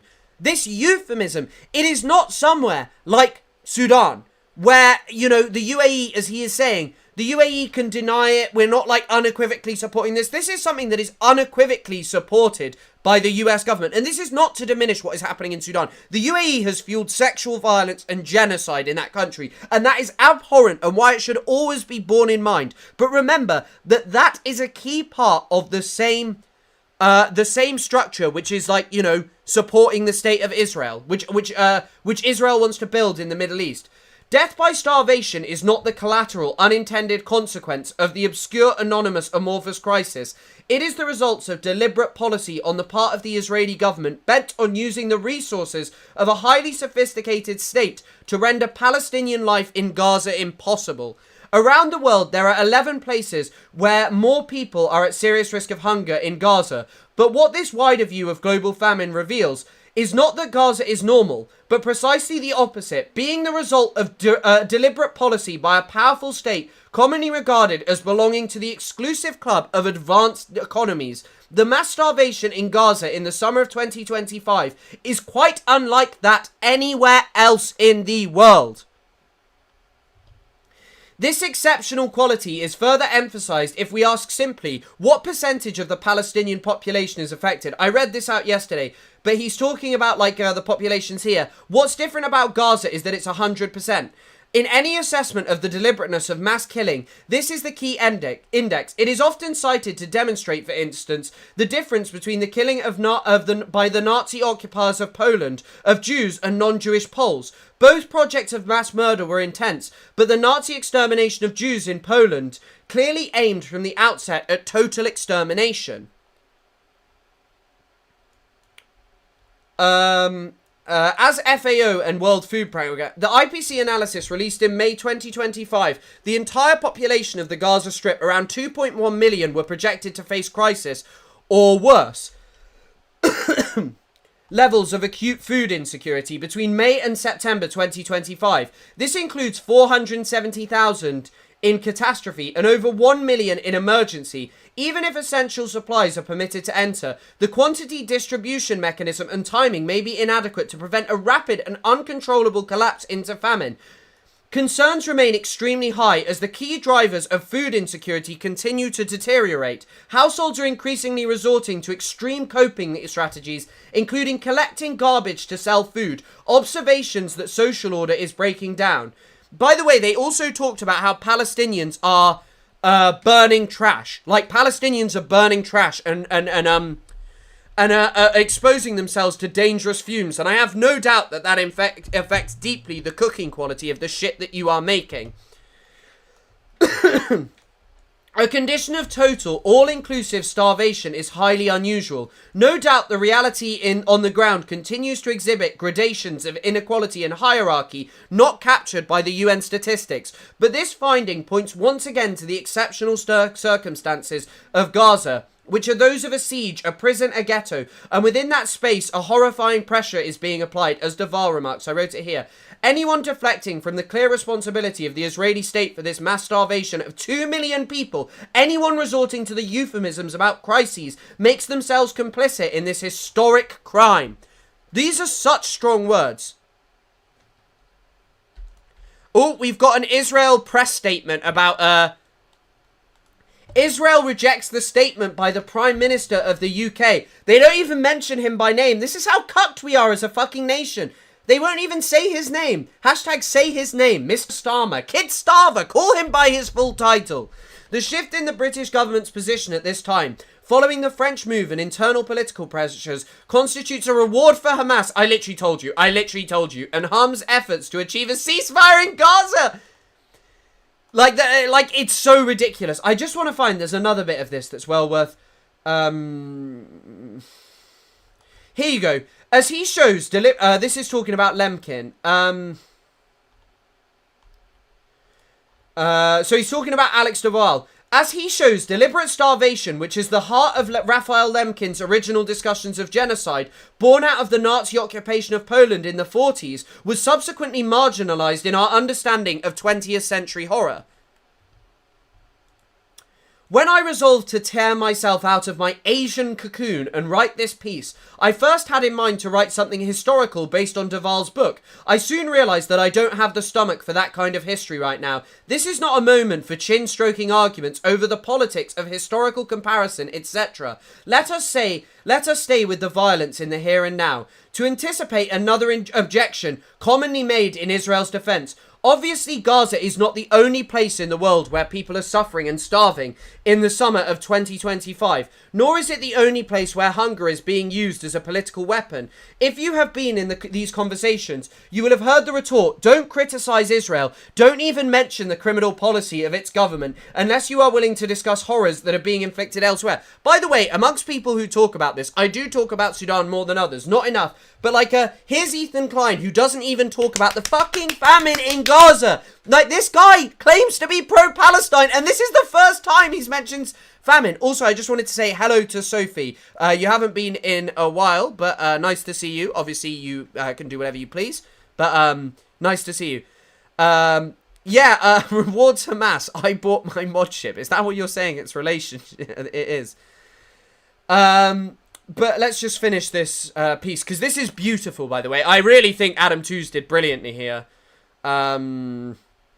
Yeah, I mean, Douglas Murray's just a fucking idiot. Douglas Murray has an English degree. He's not even very clever. He's also very easy to see through, and a really horrifying guy.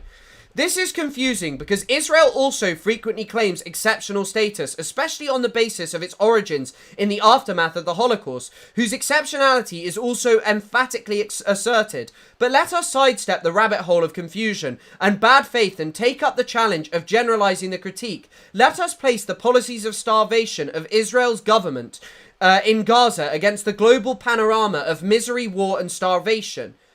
We've already read through. This is a brilliant piece by Adam Tooze on Chartbook, which I have no idea what it fucking is. But yeah, just yet more insanity from Ethan Klein. Right, we'll move on to now Ethan trying to platform a sex offender. Yeah, Tooze is good. He's a bit libbed out at sometimes. For a pro-Palestine guy, he is defending the genocide. Oh, 100%, 100%. But have you been... You've never been to the crossings. I've actually been to the crossings, and there is where I found out that Hamas is actually worse than the Nazis, because the Nazis actually didn't like what they were doing, and Hamas did. So Hamas are the worse than the Nazis. Sophie, thank you so much. You didn't have to donate, but thank you very much for that incredibly kind donation. Shout out Sophie. Yeah, shout out Sophie. Doesn't Ethan have an English bachelor's degree too? It seems supporting genocide and having a bachelor's degree might actually have some kind of relation. I don't know. Ethan 10 divided by 10 Klein. What does that mean? But 10 divided by 10. He was trying to do 10 divided by 10. I've only listened to Ones and Twos, which is his podcast. His stuff on the Holocaust is brilliant. So, right, so if you don't know, we'll go into this later, but we'll start with the clip of what Ethan is doing yesterday. Ethan Klein is trying to bring back a former regular guest who was banished from the show for sexually harassing, propositioning, and arguably assaulting a number of H3's young women, fans, and employees. By the way, that Paige Christie lady who people were telling me did something wrong, I don't care. I'm not like Paige Christie's #1 fan. She made good videos about Ethan Klein. But she kind of spoke about this. So Jimmy Lee is some like weird comedian. He was like did a dentist video that Ethan spoke about ages ago. Oh yeah, this wacky dentist or something.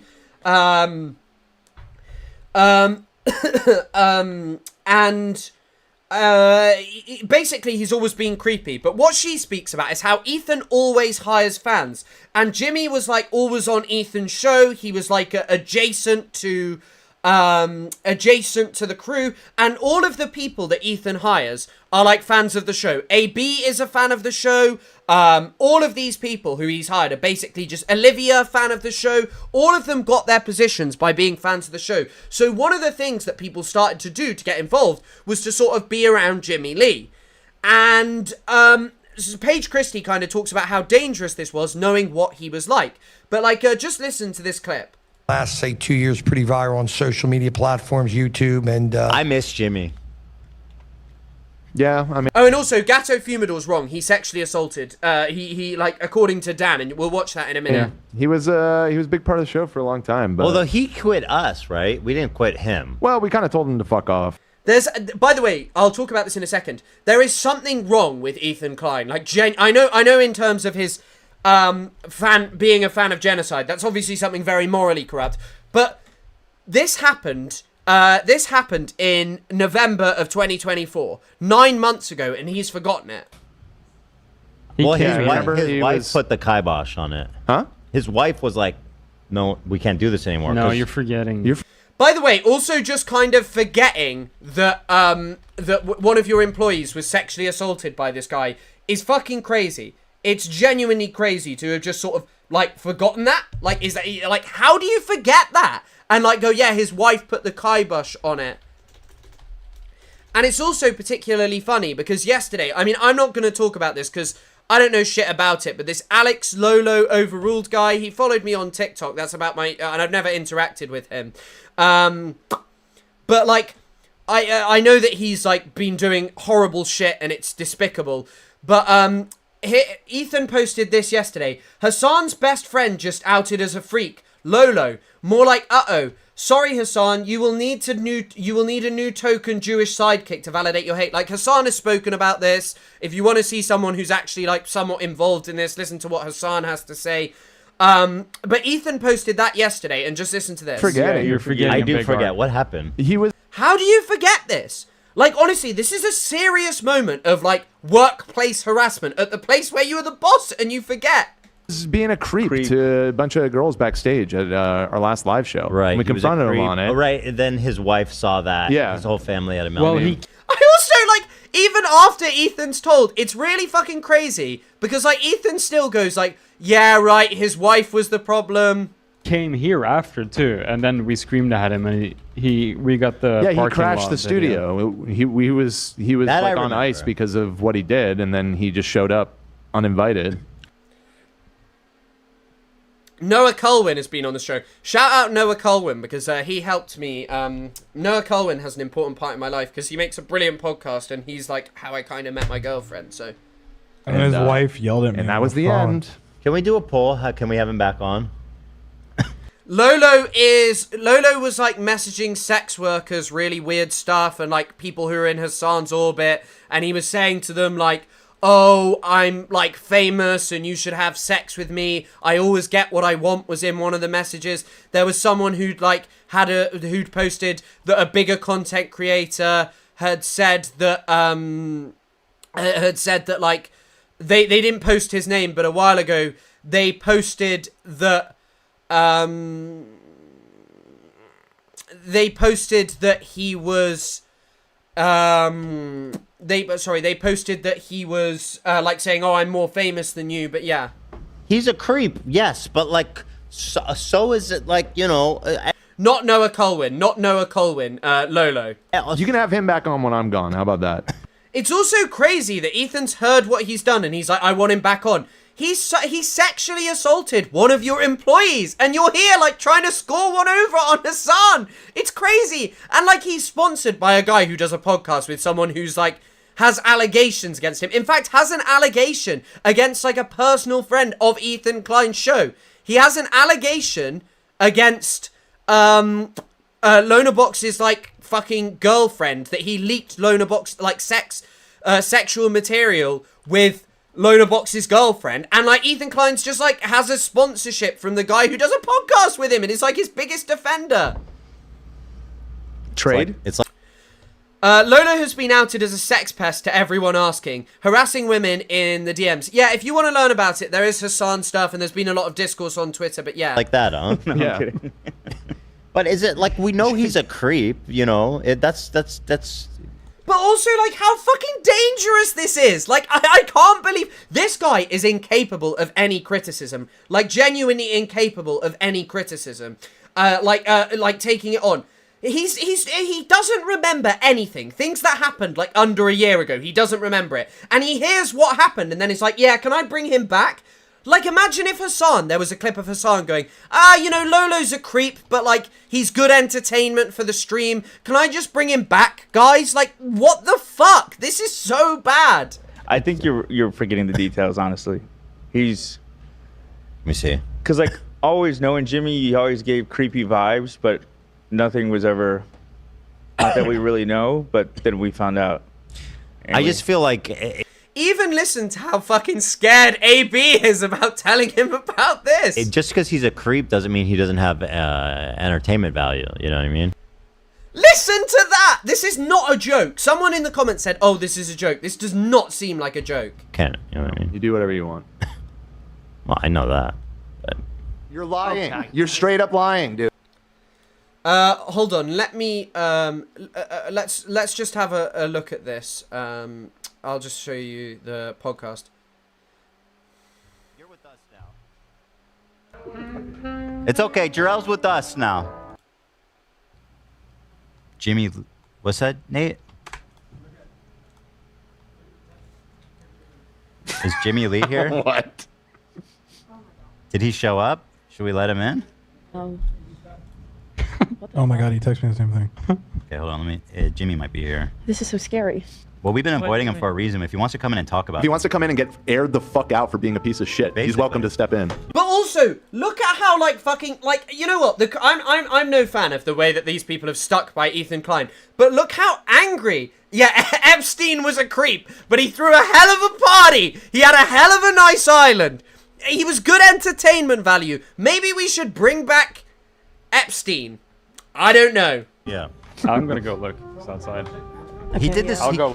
He goofed on us last time about it. Make sure your wife's watching, Jimmy. Oh Wait, God, what is Dan. happening? Apparently, I don't know. I don't see anything. What do you mean? Check what text? And also, by the way, for talking about people who, are friends with creeps, like Ethan, glass houses, you were very good friends with Justin Roiland. I don't Yeah, I don't have a text. In the chat, in the Discord. Who I remember at the time hearing that a lot of people knew was an abuser, but you know, still, that doesn't necessarily mean that Ethan knew, but still. Yeah, I don't see AB sent a screenshot of it. Oh, AB sent, hey, AB, it's Jimmy. We're in town. Love to see you guys. We're doing a big thing at Pink's. Yo, it's me. We're at the studio. Let him in. He's here? Let him in.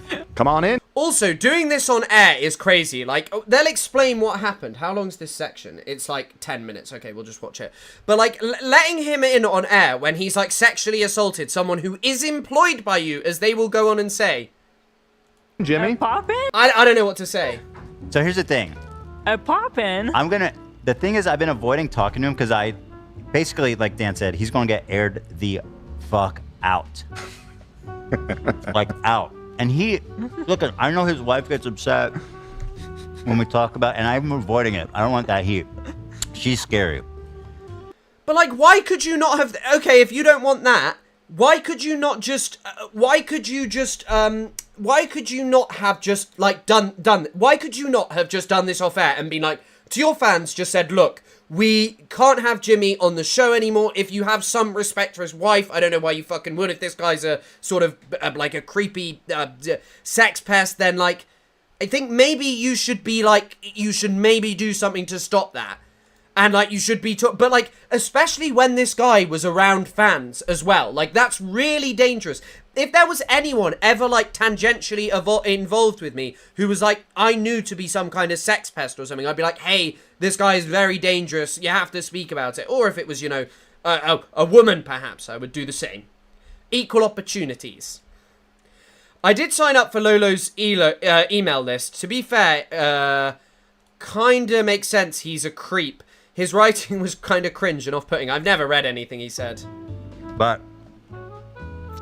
if he insists on coming here, showing up. Uninvited. Just shows up at the front door. Dude, he's fucking here. In the bathroom. Wait, how did he got in our office? Yes, I saw, we were going out to look out the window and he was literally, we passed him. He was in the bathroom, just like. How did he get in? I don't. Who let him in? Bruh. Are you serious? What is he doing here?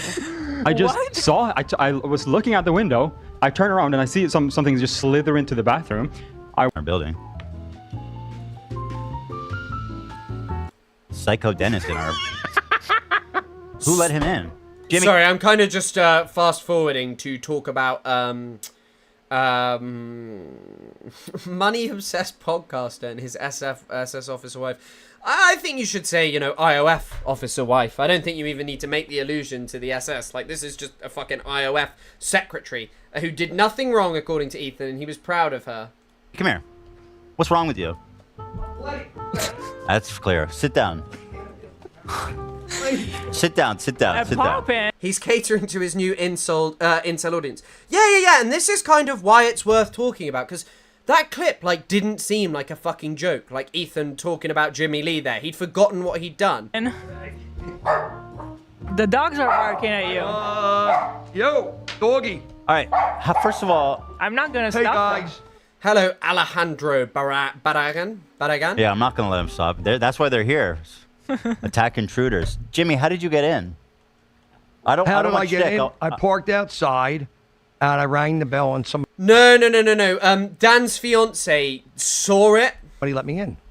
Yeah, I thought I heard Olivia say this is scary. You just opened the gate? Gate opened, and the guy isn't the front door have a key, too? I said, I'm here to see you, and he opened the door for me. Was it Jeremiah? He probably thinks he's invited. Oh, fuck. I guess Jeremiah's probably seen him before. Yeah, so it's not that. Yeah. How you guys doing? What do you think? You just coming here? How you doing? I'm okay. Okay. So let me tell you something, first of all. What's up? All right. Since you showed up here, if you want to stay on the show, what we have to talk is the Raider of Ramallah. I'm going to air you the fuck out. For? You know what for. For Mason? Yeah. I already texted you that last week. Oh, yeah, and he also sexually assaulted this guy called Mason, who I think was a fan of the H3 show's girlfriend. Well, somebody's lying. Huh? I text you everything because I know it was bothering you. Of course it's bothering me. Yeah. Did it happen?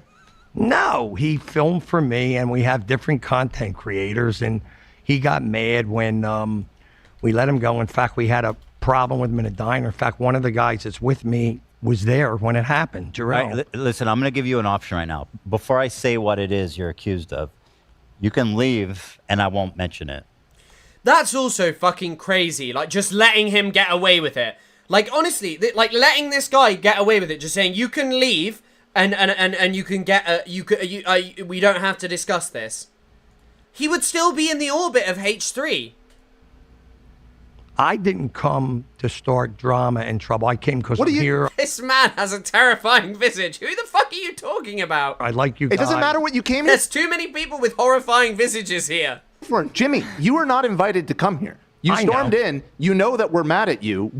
Are you that crazy? Or what do you think? Well, Dan, I know all that, and I wanted to come down, and I know I'm FOMO'd out, and I wanted to come down, so I understand you wanted to come down. Let me finish. If you guys, I said to Olivia. But just also, look at his reaction. By the way, both Healer knows this. Ethan says Ethan will give you his excuse as to why he doesn't know this. But, it's just crazy. It's crazy. I could tell when I came in, I kind of wasn't welcome. If you guys want. You literally weren't. Correct. You literally were not No, hold welcome it. Let me here. finish. And take those glasses off. This is not Jimmy Lee Yeah, anymore. we're talking. Let's talk to James Weiner for a second. I can tell there's hostility. You can see, Dan is someone who's actually, affected and actually cares about this. You can kind of just see the difference between, you can kind of see the difference between someone who cares about someone engaging in sexual assault versus, someone who's just yeah, this will be a good bit for my little podcast. And from what I'm gathering here, I should probably go. Well, hold on. You were peeing. Also, you were peeing. You didn't lock the door.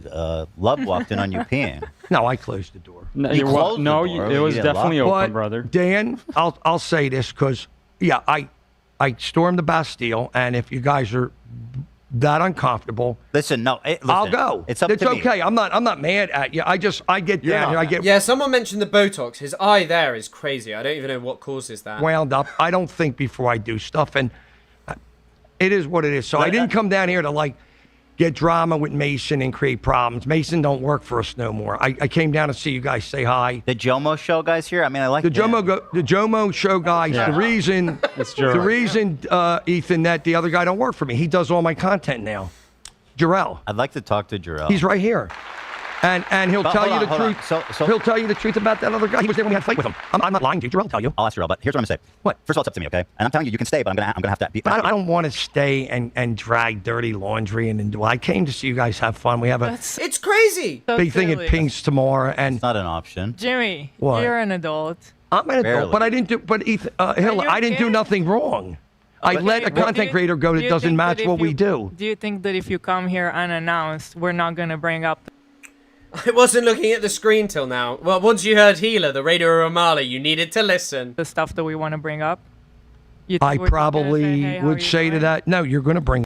By not speaking out earlier and continually encourages Ethan when he harasses other women. I mean, yeah, like, they just don't do anything or tell him about this. Like, even when they speak up about, like, I mean, it's just also, like, Ethan's whole life is undergirded by guilt by association. Hassan interviewed a Houthi terrorist.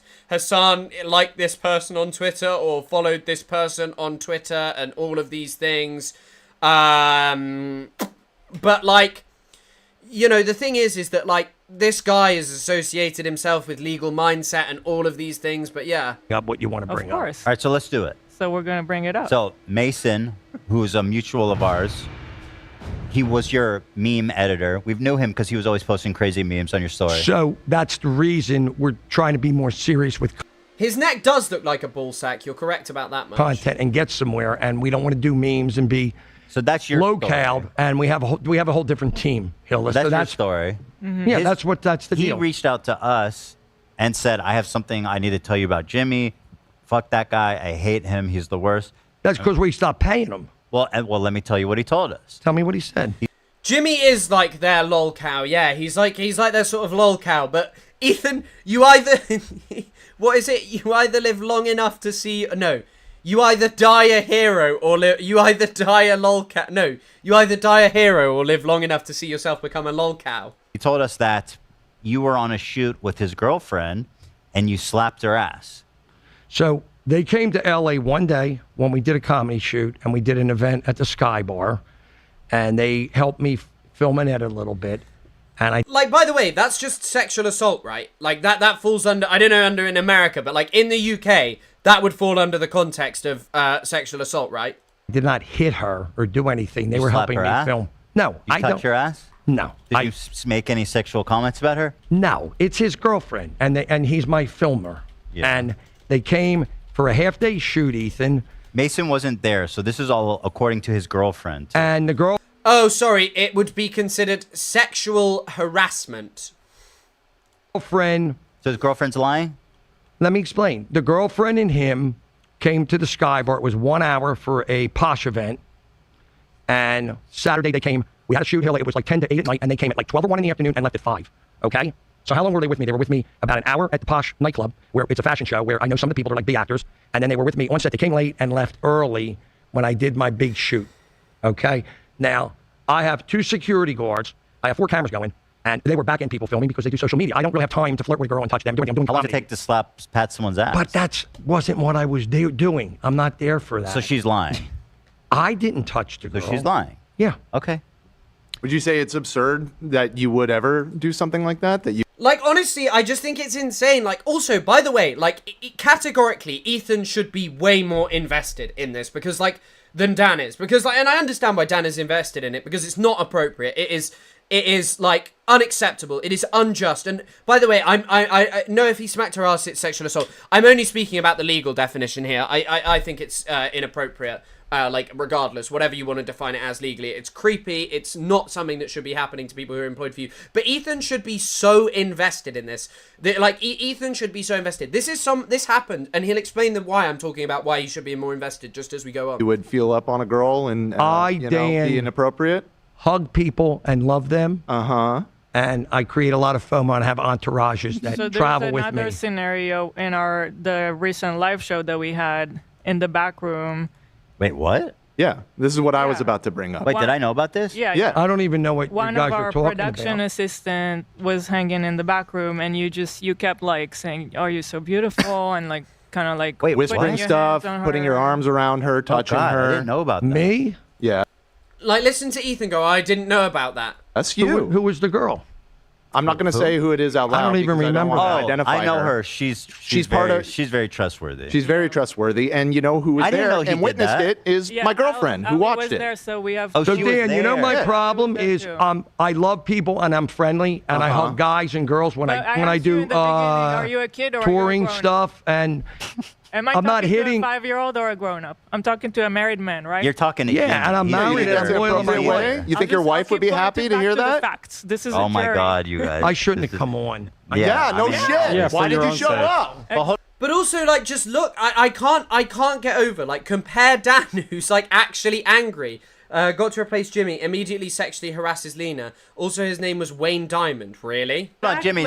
I harass so many people I don't even remember. shouldn't have- Do you think it's valid for Dan to be this mad, though? At the end of the day, he's reaping what he's sown for the past few years. He stood by Ethan bringing this piece of shit on. Yeah, I mean, I think in a sense you're probably correct about that. I think that you're probably correct about that. And yeah, why the fuck are they doing this live? Like, why are they doing this live? This is like a serious... This is what Paige Christie talked about in her video. This is a serious matter of workplace harassment by someone who you are like... Just listen to what Ethan says. Come on. No, this is from 9 months ago. The reason I'm talking about it is because basically Ethan yesterday forgot all of this happened in his video, forgot all of this happened, and then was like, oh, I'd like to bring him back. And Dan was like, no, you shouldn't bring this guy back. Yeah.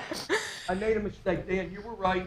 I'm gonna apologize to you guys that came on, but you know what? I came on. Do you want You to should hold on? talk to Let's the clear it mic up. if Let's you clear it want up. people to hear What did Ali tell you, Dan? Because this is kind of I didn't internalize this. This is Ethan's excuse. I didn't internalize this. Bro, this is your employees. This is someone who you employed getting slapped on the arse by someone who you've constantly had around fans. I remember when I was younger and I found out like someone who I'd been friendly with was like a bit of a predator in a sense. And I just remember thinking like, God, you know, I introduced him to women. Like, God, that's horrible. I can't imagine what it's like when you fucking employ someone and you're like, when you employ people and you bring this guy around your fans to like live shows and stuff. I'd be having a serious reckoning. I really am, because I didn't come for this. No, I know you didn't come for this. I didn't come for this. Poor you. Fluff piece. Well, Hila is not just a pick-me. She is a supporter of Israel's genocide and a direct participant in Israel's occupation policies. Hold on. No, I'm hold sure on. the women Hold didn't on, come for that Jimmy, either, You're here. right? You're Exactly. here. You're here. Jimmy, here, sit. Dan, what did Ali say? What Said happened? exactly what Hila just said, is that in the back room, you were hanging out, and this person who is a key part of the production, the live production, and who is very trustworthy. We all know and trust. Yes, that you were whispering sweet nothings to her, telling her she was the most beautiful girl you'd ever seen. Unbelievable. I can't believe how hot and how good it is to see her again, because you had seen By the way, there are also other people who came out against him. her at the previous one because she does all the live shows. Sometimes? That well, is if you're gonna beyond talk, talk into the friendly, mic, 'cause they can't buddy. hear That's not friendly. I also love how there's like a clear like issue of like an employee being really upset by this, and Ethan's just like, yeah, talk into the mic, do the content, bro. Hold on. Do you talk? Guys, I'll leave you on this note. I'm Do going you to go. usually say that to women? Yeah, also get the likes up. I am overtly friendly to people. I hug guys. You and say It is also, by the way, this is like the Chris Cuomo. Is it Chris Cuomo? No, Cuomo defense. Andrew Cuomo. I'm Italian.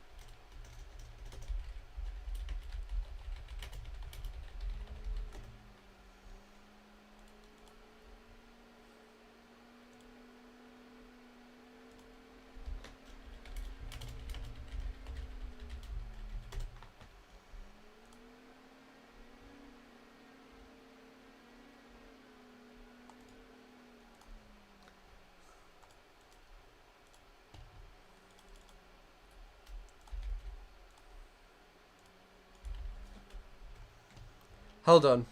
I'm just trying to... I'm not perverted. I'm just Italian.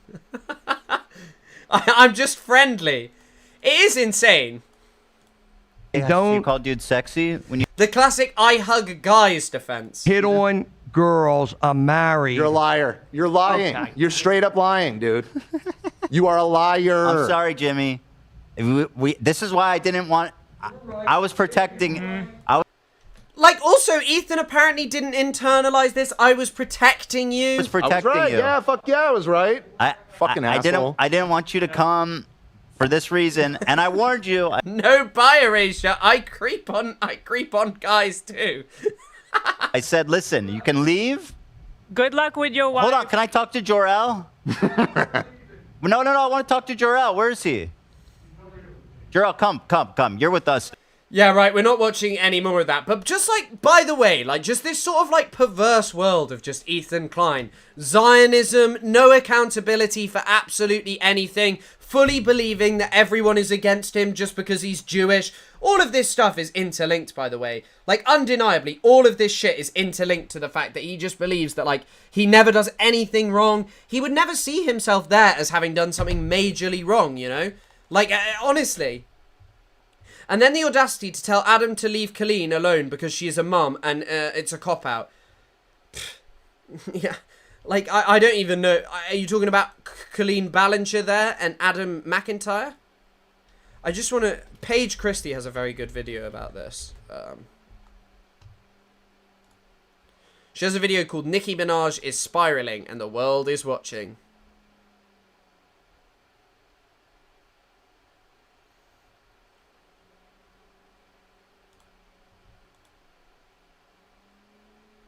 Jokes and sex-related jokes to guests as well as his co-hosts, as well as even, if you remember, Is what it is. So, L. I mean, because they. the Jimmy States because allegation. This allegation. But yeah, there's other allegations against this guy. It's crazy. If you want to see her video, it's called Ethan Klein Just Made Things Worse. Like here's a link to it. Look, it's a good video about this if you want to see it. It's literally all just various forms of reality corruption. Support Zionism, don't care about consent. He's a freak too. She has kids, leave her alone. Been crashing out for a while. Yeah, I mean, also just like, it's just a lack of total accountability. It's just a lack, it's this belief that like, he can never do anything wrong, that people are just against him because they're all like hateful, that they're all horrible, like that they're all of these things. And it's just like, Ethan, maybe if you just confronted the reality. And it really does remind me of that iDubbbz clip at the end of his video where it's like Ethan saying, I've been getting worse, I've been in a dark place, I've been all of these things, I've been unable to take criticism, you know? Can people just stop being creeps and hurting people? That would be rad. I think you're asking for too much there, unfortunately. What is Ethan Klein's degree in English? Oh, wow, thank you, Sunflower Dragon. Shinister, you're a gift member now. Congratulations. The thumbnail of the linked video has the most photoshopped Jimmy Lee ever. Poetry degree. Supporting Jimmy Lee degree. Shinister, you are now the newest member of the chat. Ethan's idea of comedy is sexualizing things. I mean, yeah. I don't think you're wrong about that. Right, now I want to talk about the, we're done with Ethan Klein for today. So in the classic world of Ethan Klein, he spent his day diverting attention from the Gaza famine, talking about Sudan. And I'm not saying that it's not problematic to talk about, that it's problematic to talk about Sudan. I'm saying that it's an important thing, but not when you've done nothing about the Gaza genocide. He then spent the rest of the time going basically on about how Hassan was platforming sex offenders because he was had Lolo overruled on, didn't know about it. But there you have is Ethan Klein's video of him doing that. If dudes could just refrain from being creeps, that'd be great. Yeah, I think you're right about that, Aubrey. Yeah, I think you're completely right about that. Right, so the final thing that I want to talk about is, I'll talk about two things, which is a settler attack and the Freedom Flotilla. So Chris Smalls, the Amazon organizer, hold on, I actually made a TikTok about this, which I guess we can just... Hassan always be watching my TikToks for content, so why don't we watch my own TikTok? The only black person on the Gaza Freedom Flotilla. flotilla was beaten by Israeli. I also have to resist myself from saying flotilla because I think of it as a tortilla. I was trying to protect you. Oh god, that is a crazy fucking thing to say. That is an absolutely crazy thing to say. I was only trying to protect you. That is just wild. Like, it is just wild. Occupation forces. Chris Smalls, the American labor organizer, was allegedly beaten by 7 IOF soldiers who choked and kicked him. And then, when he met with his lawyer, he was allegedly surrounded by 6 members of Israel's special police unit. And I really don't think that this is any coincidence. I actually might have Jacob Berger on here. I might have Jacob Berger on this stream if he's willing to do it, but I will talk to him about like his experiences of being Israel. It was because his internet cut out the reason we didn't stream, and then I went to Bristol and got a ring stuck on my finger. React harder. Oh bro, who the fuck's gonna sue me for not reacting to this video? Who's gonna sue me? Who's gonna sue me? Like what? Myself? I ain't suing myself. Maybe TikTok Chris should actually sue YouTube Chris. Incidents. Israel all the memberships you be giving me are fueling me to make videos like this. Is an outpost of Western imperialism. Its founders everyone is free from the Freedom Flotilla, but Chris Smalls was the only one who was treated violently. Stated that it was going to be an outpost of civilization. But also, sorry, I've kind of got distracted from talking about this stuff. What I was trying to get at here, and there's a great quote that's like, I think it actually might be from Yahya Sinwar, which is like the same racism that killed George Floyd is the same racism that the same racism that kills Palestinians. I'm so disappointed in Lolo. I really like that guy. Such a shame. Yeah, he was very funny, but like, you know, I mean, sadly, you just don't really know people on the internet, you know.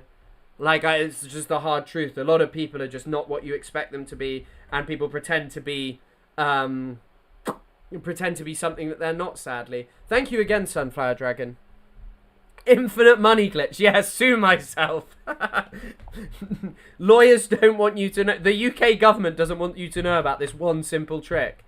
To barbarism. They were inspired by the scramble for Africa. Yeah, this is something that if you look at the time Zionism occurred, it was actually very clear, like very close.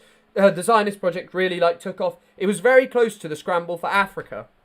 Event which led to the killing of tens of millions of Congolese people. Israel was one of apartheid South Africa's final allies, whilst the Palestinian Liberation Organization, led by Yasser Arafat, were working in collaboration with Nelson Mandela and the ANC to try and bring down apartheid.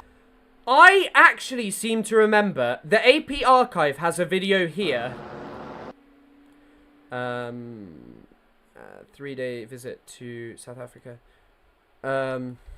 When was Mandela freed from prison? So Mandela was... no, this isn't the correct video. 2 weeks after Nelson Mandela met with PLO... here you go. In late February 1990, just 2 weeks after being released from prison, Mandela met with PLO chairman Yasser Arafat. He spoke publicly of his affinity with the Palestinian people and his support for their struggle. He described the parallels between the two people's struggles for justice, saying in part, "There are many similarities between our struggle and that of the PLO. We live under a unique form of colonialism in South Africa, as well as in Israel." Like, when people today are like, no, Palestinians are anti-black, there is definitely racism within Palestinian society, interpersonal racism.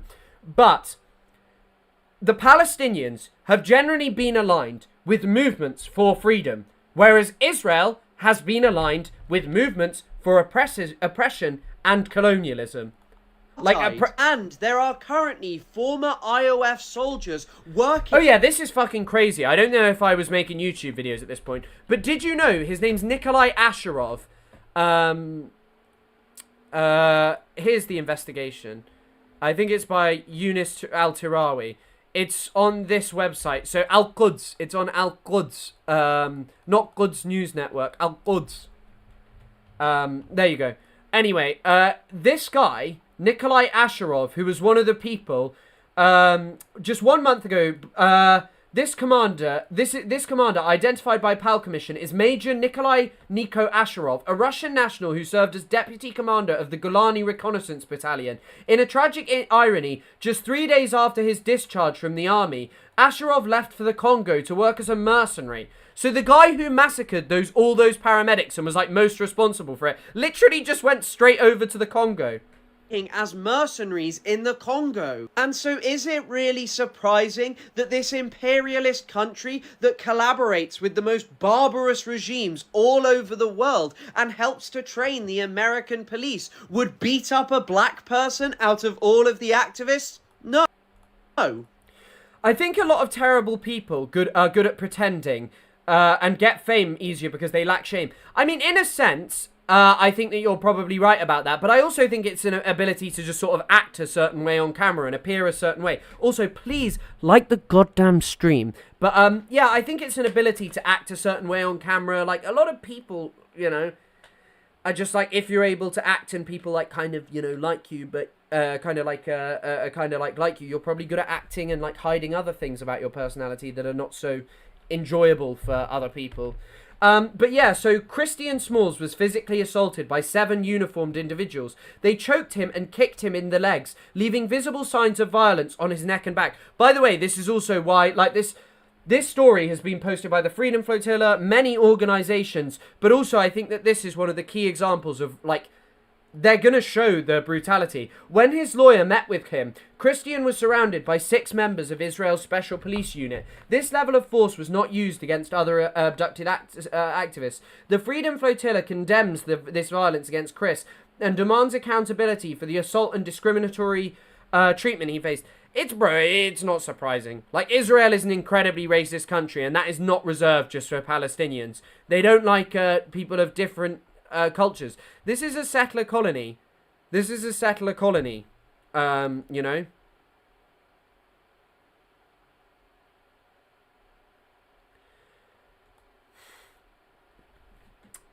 This is a settler colony. It's premised on the idea that Palestinians are not deserving of the same rights, and it is based on Palestinians sort of being subhuman. So it's just like not surprising that this is the case at all. Like, not surprising at all that he was beaten and attacked. But yeah. Do you really think Israelis could be racist? Yeah, maybe. I did like it, I promise. Yes, we got to 420 likes, guys. Come on. It's an ethno-state. They only want the right people. Yeah, 100%. And Israel's also very often racist to African migrants and stuff. They do not like those goddamn migrants from the Africas. They just don't like them because obviously they don't represent the stock of people that Israel wants, and they prevent a Jewish state being established, an ethno-state that is for Jewish people. AJ, refresh the stream.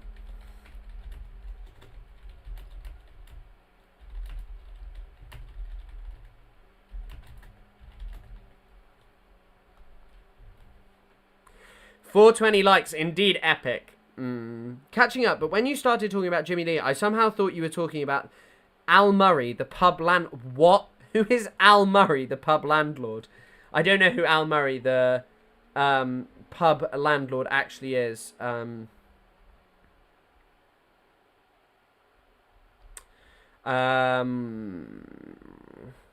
But yeah, this is kind of just like a little story that I wanted to talk about. It's just also indicative of like why, like, how all of that stuff about like Palestinians being anti-black is just propaganda. Like, yes, of course there is racism within Palestinian society that is worth talking about, but all of these people who are just like saying it, who would just talk about it, are literally using it as a defense of Israel.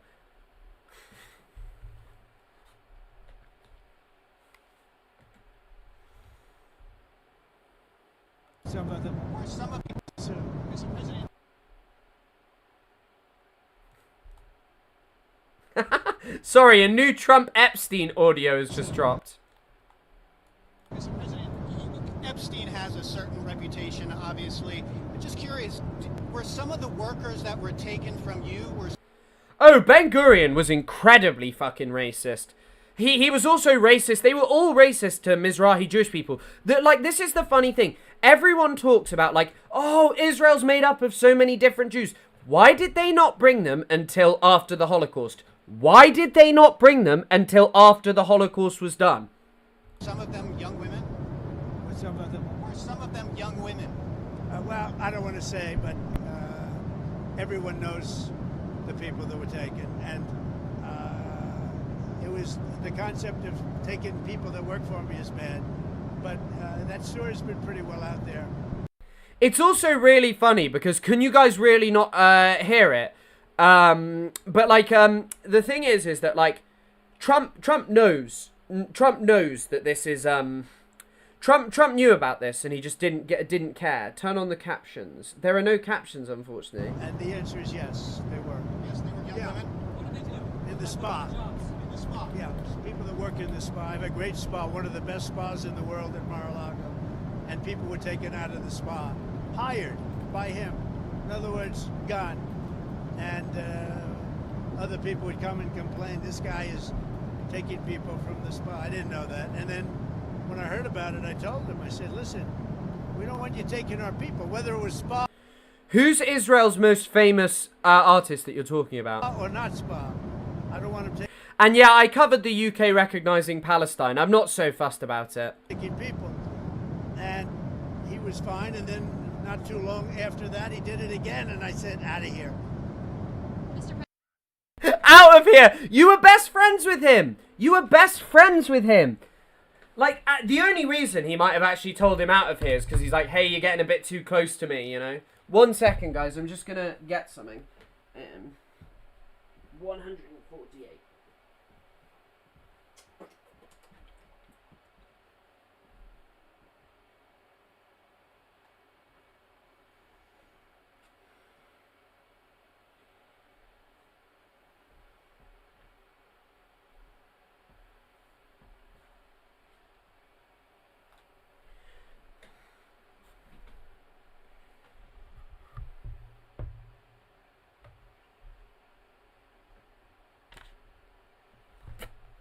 I'm just trying to find this thing about Reagan in this book.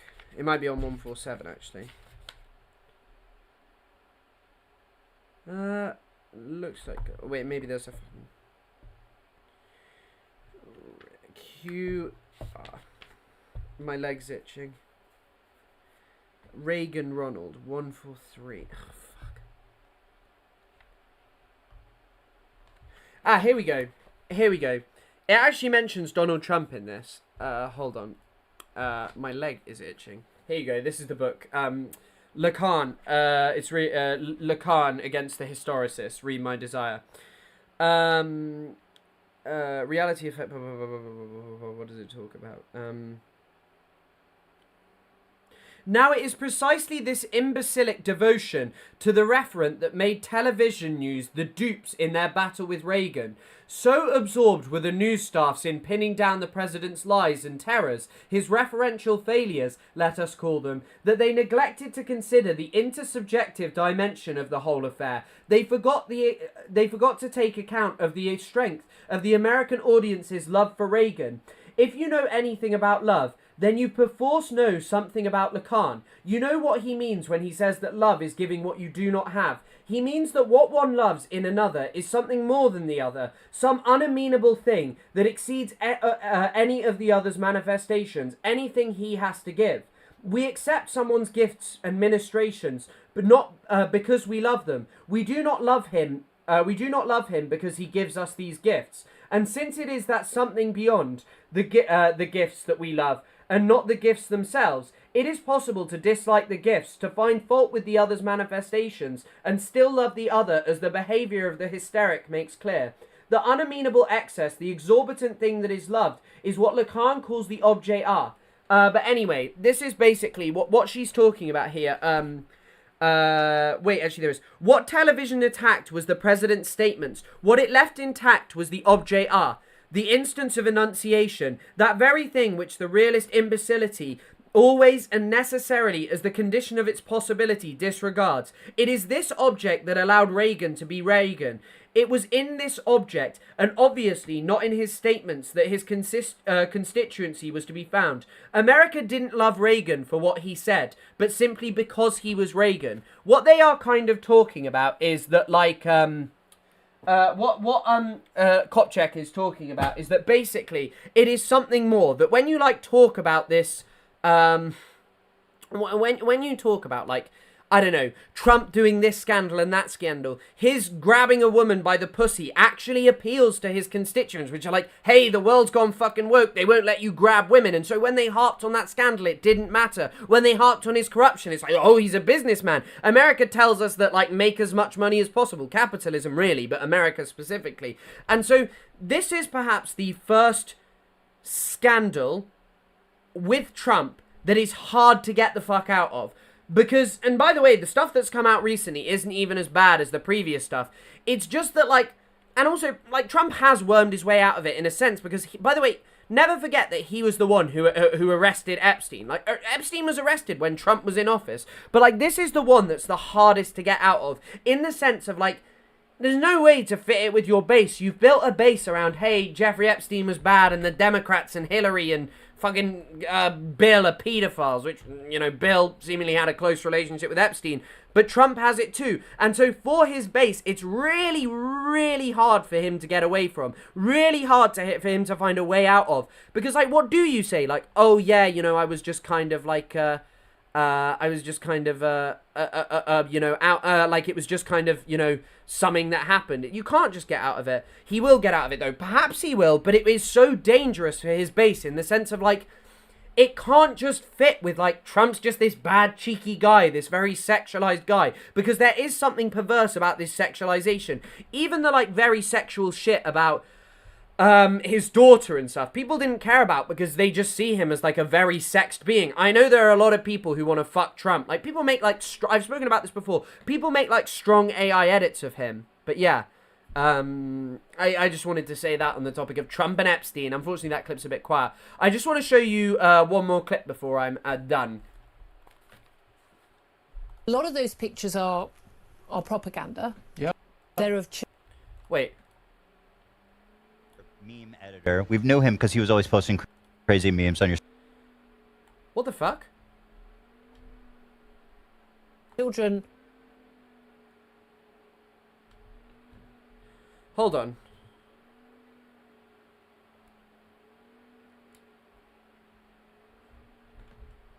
Your story.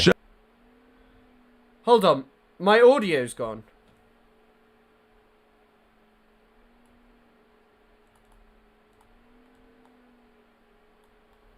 Oh, wait. I'll just leave myself here. I'm just gonna fiddle with my audio.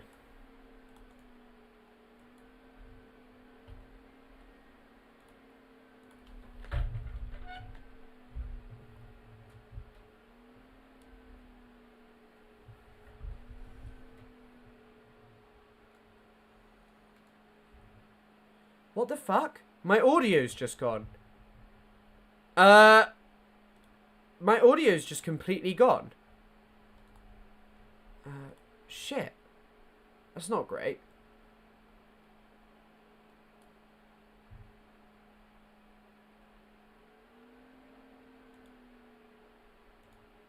I'm not muted. I'm not muted. Yeah. It's been I can't hear this. A number of them.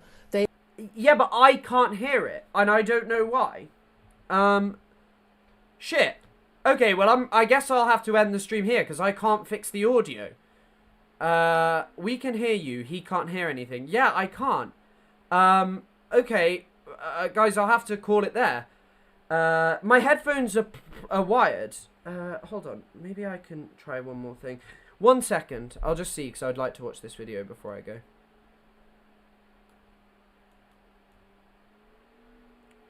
I can show myself.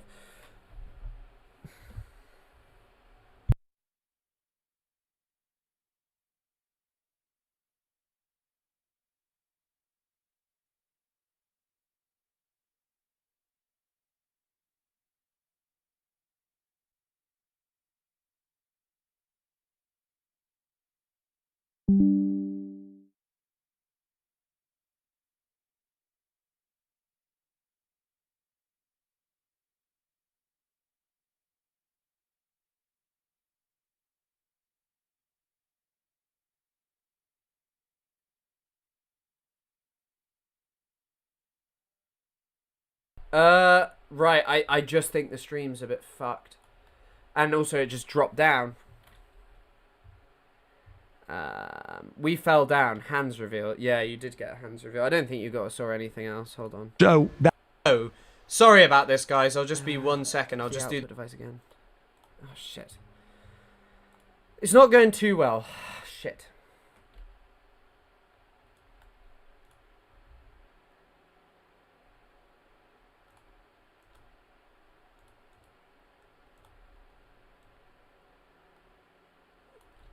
These are Guys, I'm sorry, the audio's died. I have to go. I can't fix this.